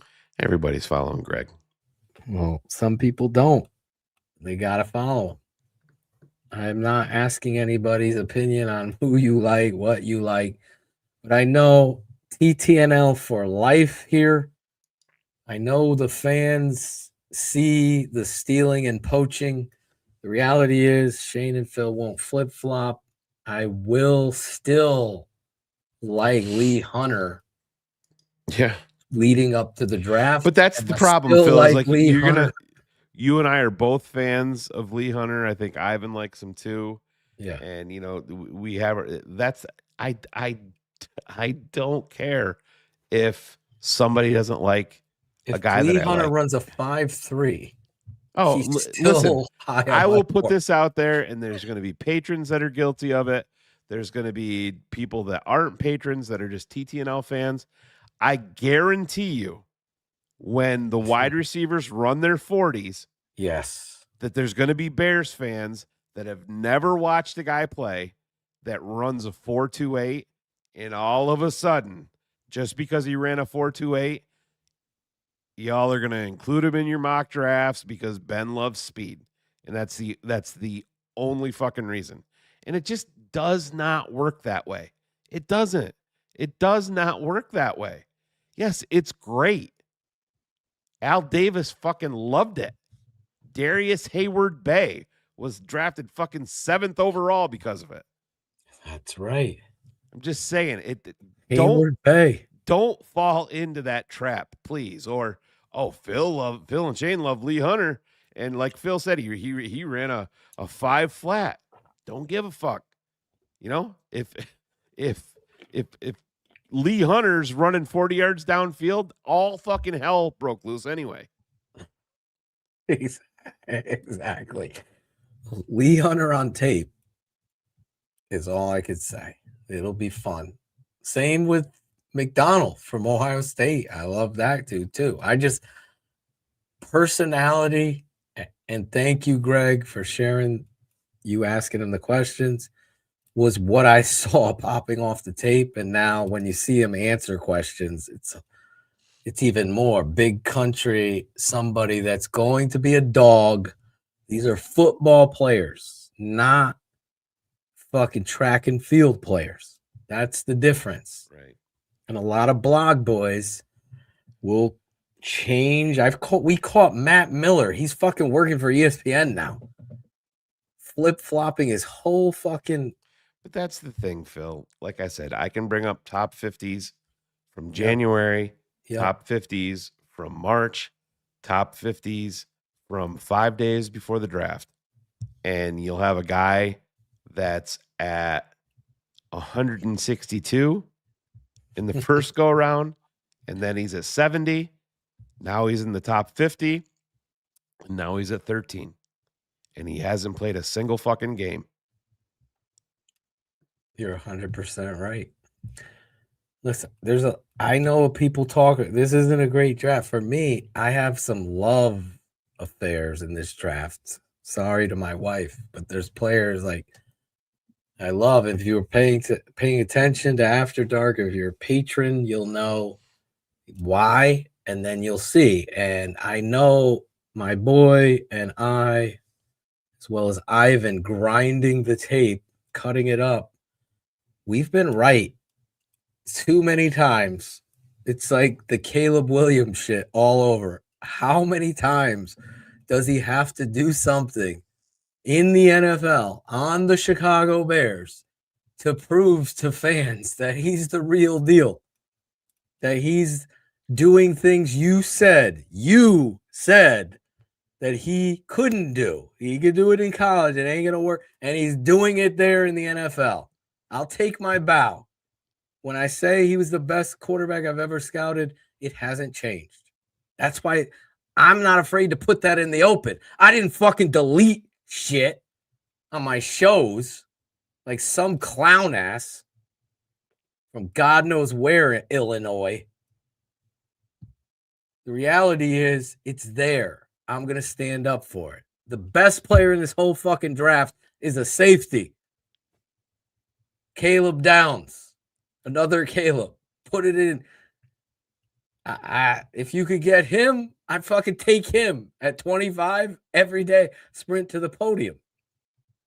Where he lands, I don't know. But to me, he's the best in the whole draft. And he's just a fucking dog, instinctive, killer football player. And you get those guys. We talked about my sweet mate and teammate at Hofstra. Undrafted. You want to talk about a dog? Anybody that's young that doesn't know Wayne Corbett, go search up Wayne Corbett, Jets, highlight, undrafted. That's what a fucking dog is. So when I watch tape, I've played the game. I've played with NFL players. 8 of my teammates went on to play in the NFL. This draft is full of fucking talented football players. It's up to the Bears to find them, and to what Shane said, how they do in free agency could set the whole precedence of your whole defense. One other thing that Ben Johnson said that I think is very important going into this fucking whole thing, he's like, I've never coached with a top 15 defense ever. You think that's a little pointed of where the Bears are trying to get to, and know what they got on offense. Listen, the word is that Ben and Ryan told Dennis Allen when they were securing him, to be the defensive coordinator, that it was with the understanding that defense wasn't going to be much of a focus in year one. And it bears out. Yeah, you saw the moves in free agency. And, we'll see. Is year 2 going to be better? Well, Dio's not healthy, coming back from an Achilles. Grady Jarrett's another year older. And so where are you gonna get your big guns? It's gonna be via the NFL draft. And like I said, I again, Caden McDonald, do I need him to be, 1998 Corey Simon?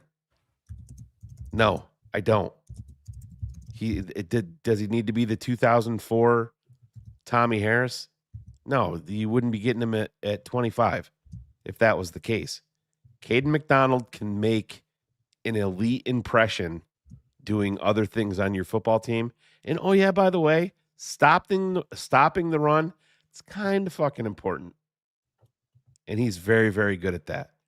And like I said, nobody's talking about his tackle for loss, which were abnormally high for a nose tackle in college football. 100%.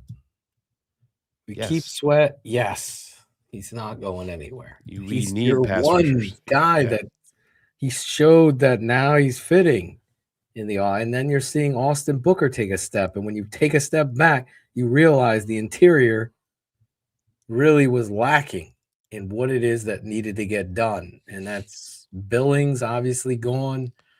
Dexter needs a swift kick in the ass. And then Deo, is he moving inside? As well as you paid Grady Jarrett. And Jarrett, when healthy, there's no denying.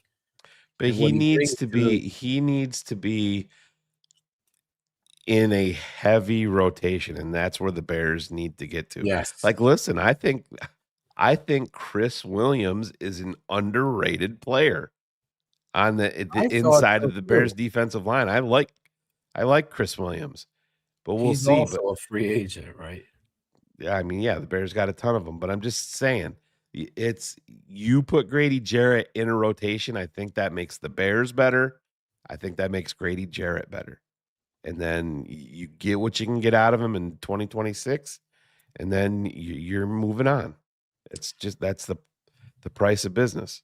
Well, it's going to be an interesting off season rather, which is the next season, and it's the season where we shine. You're going to get Shamar Turner back, but he was being looked at more as an edge player as he started to get his feet wet into more playing reps. He wasn't playing much D tackle, which, we could do a whole nother show on that. We talked about it so many times. And how he, like I said, man, this isn't Madden. It's not, you're not packaging an underperforming defensive tackle and an aging, bloated salary and getting it.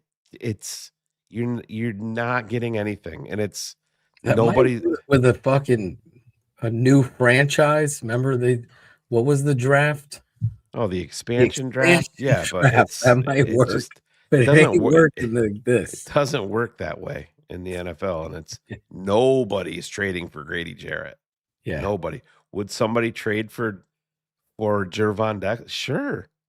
I mean, you're throwing a late round pick to a young defensive lineman that's got upside that needs to be motivated. Yeah, right.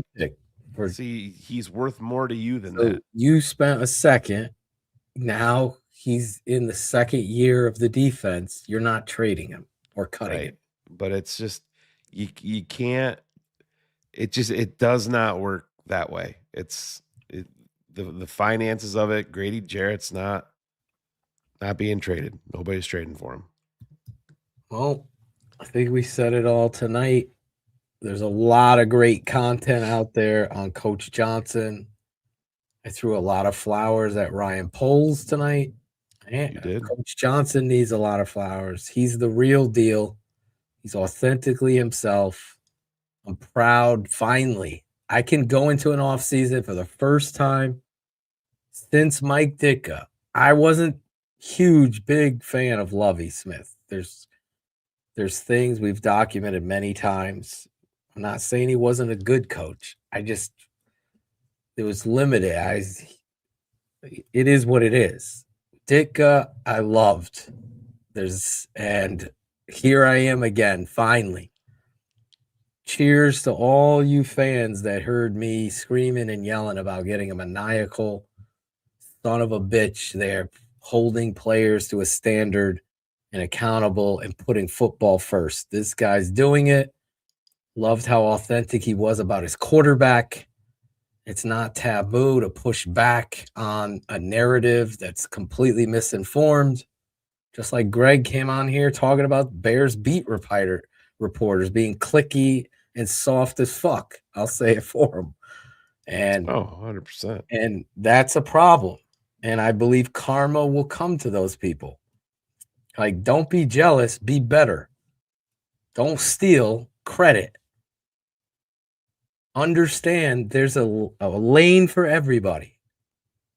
And there is a job that you must do, and fans are eating up any kind of information. So it's important that you do it right, not stupidity in your fucking football acumen.